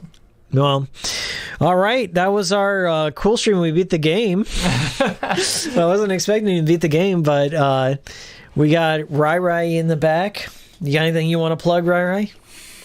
Just that black hole. Good answer. Merc is roaming Murk on Twitch. That is, I'll put his link down in the description. It's roaming Murk, MYRK, roaming Murk, or Rome. He streams Final Fantasy IX speedruns. He's part of the speedrunning community over there. So go check him out. Yeah. And then I'm Hikiko. Yo, Glaive-san, you just made it at the end. Yo, Hikiko, I can feel the cosmos. The little girl, it's like, I can feel the cosmos. She like did all these acid trips and stuff. Yeah. Like, where's she? Glaive-san says they really enjoyed Mon Amour. Yeah, Onion Games reached out to me. They're like, hey, thanks. What is this? Is this an NES game?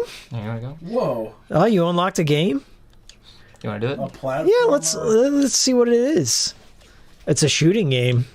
Oh, okay. Is it a shooting game? .com? Oh. Oh, okay. It's a credits game. Okay, we'll do that. I'll answer some chat. Oh, I roll up stuff. That's kind of cool. I never made it this far. No. I seriously traded my game in like the next day. I think I returned it or something to Toys R Us. I'm like, I will not be supporting these DLC games. Onigiri. Onigiri. Can't roll anything up. Bullet Ninja Haggleman, sweet. Final Fantasy IX is my favorite Final Fantasy game. Nice. Yeah, it's Mark's as well. That's why he runs it. It's very fun.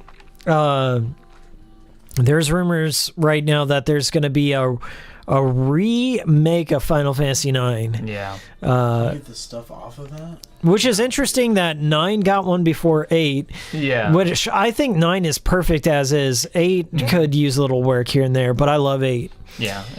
It'll be interesting what they decide to do, but I don't know. Fuck you, Zach Porter. I platinum Okage. No, you didn't. No, you didn't. You did not get the rare card. Okay, listen, I am one away from platinum on Okage. You did not get that rare card in that tower. I don't believe you. I don't believe you. You would have to grind for like 60 hours to get that rare card. That's the last ultimate weapon. Zach Porter, prove it. Prove it now. Prove it now. Prove your porterhood, too. Okage has one of the most broken drop rates of any ultimate weapon. It's rarer than the Sword of Kings from Earthbound. Really? Yes. So it's like a 1 in 500 something? I'm just kidding, Zach.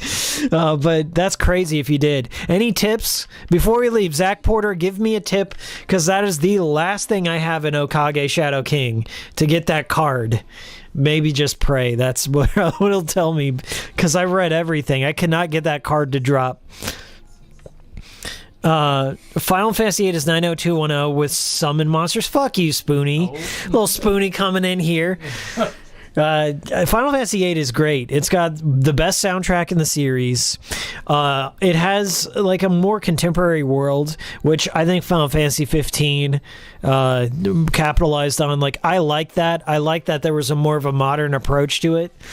I guess I'm the contrarian here, but I really like Final Fantasy 15 and 8, while everyone hates it. Excalibur 2 is free. You just have to be fast. Yeah, you gotta be fast, Captain Panic 98. He gets the Excalibur 2 all the time. It's super easy. He just throws it. Yeah, you can throw it, like, whatever. You can just throw it. And the black, what is it, the black materia that you throw? Yeah, we throw dark matter. Dark matter, yeah. Master Chief Snake. Yeah, Zach Porter's awful quiet. I called him out. Oh, Called him out on that platinum. he's unsubbing right now. Yeah, unsub and unmembership. Zach, for real, if you got any advice, let me know. I hate the Laguna. I hate Laguna. Fight me, Hikiko. Oh, Laguna, yeah. I'm not gonna fight you over that. I mean, you don't have to like the game.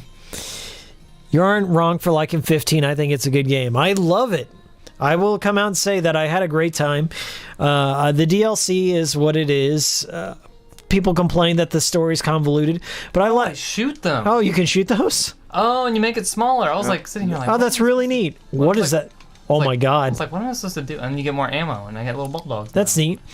Oh, I was doing this wrong the whole time. I like the extended universe of Final Fantasy 15, and that it was too ambitious for its own good. They never finished up the DLC that they had planned for it, but it's still a very fun game to play. And I guess it's because I don't really like to get wrapped up too much in a story.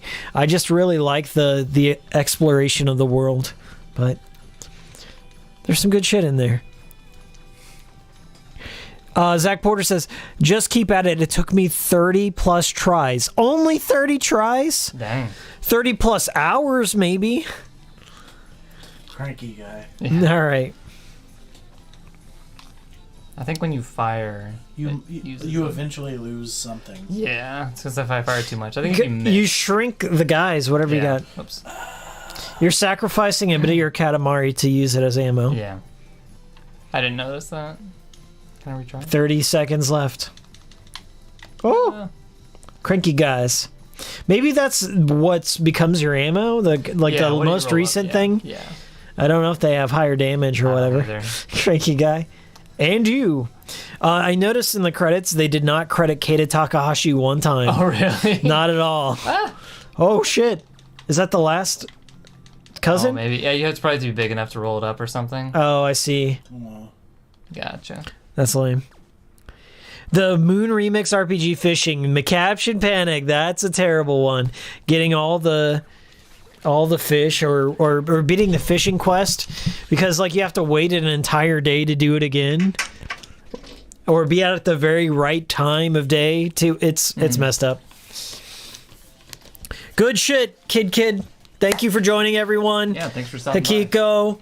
Also, I gotta do it obligatory. Leave a like. Oh my god. Where is it? Just in time with the bots. Leave that like. Get out of my face. I'm sick of it. I'm sick of your excuses. Leave a like. Leave a dislike. I won't be able to see it. Not my choice, but I won't be able to see it. But leave a reaction if you like the stream. If you're on the archive, leave a comment down below. Tell me you watched this far. Tell me your favorite Final Fantasy game. Tell me your favorite Miike movie. Tell me your favorite anime. Maybe I might watch it sometime. Also, Naked oh my god, right there at the very end, my boy Naked HD XYZ came back showing support once again. Just right at the very end. That's 4 times that bot has shown up. Can I get a witness, YouTube? YouTube's talking all this game. They're banning all the sex on YouTube except for the bots. All the bots reign supreme. Anyways,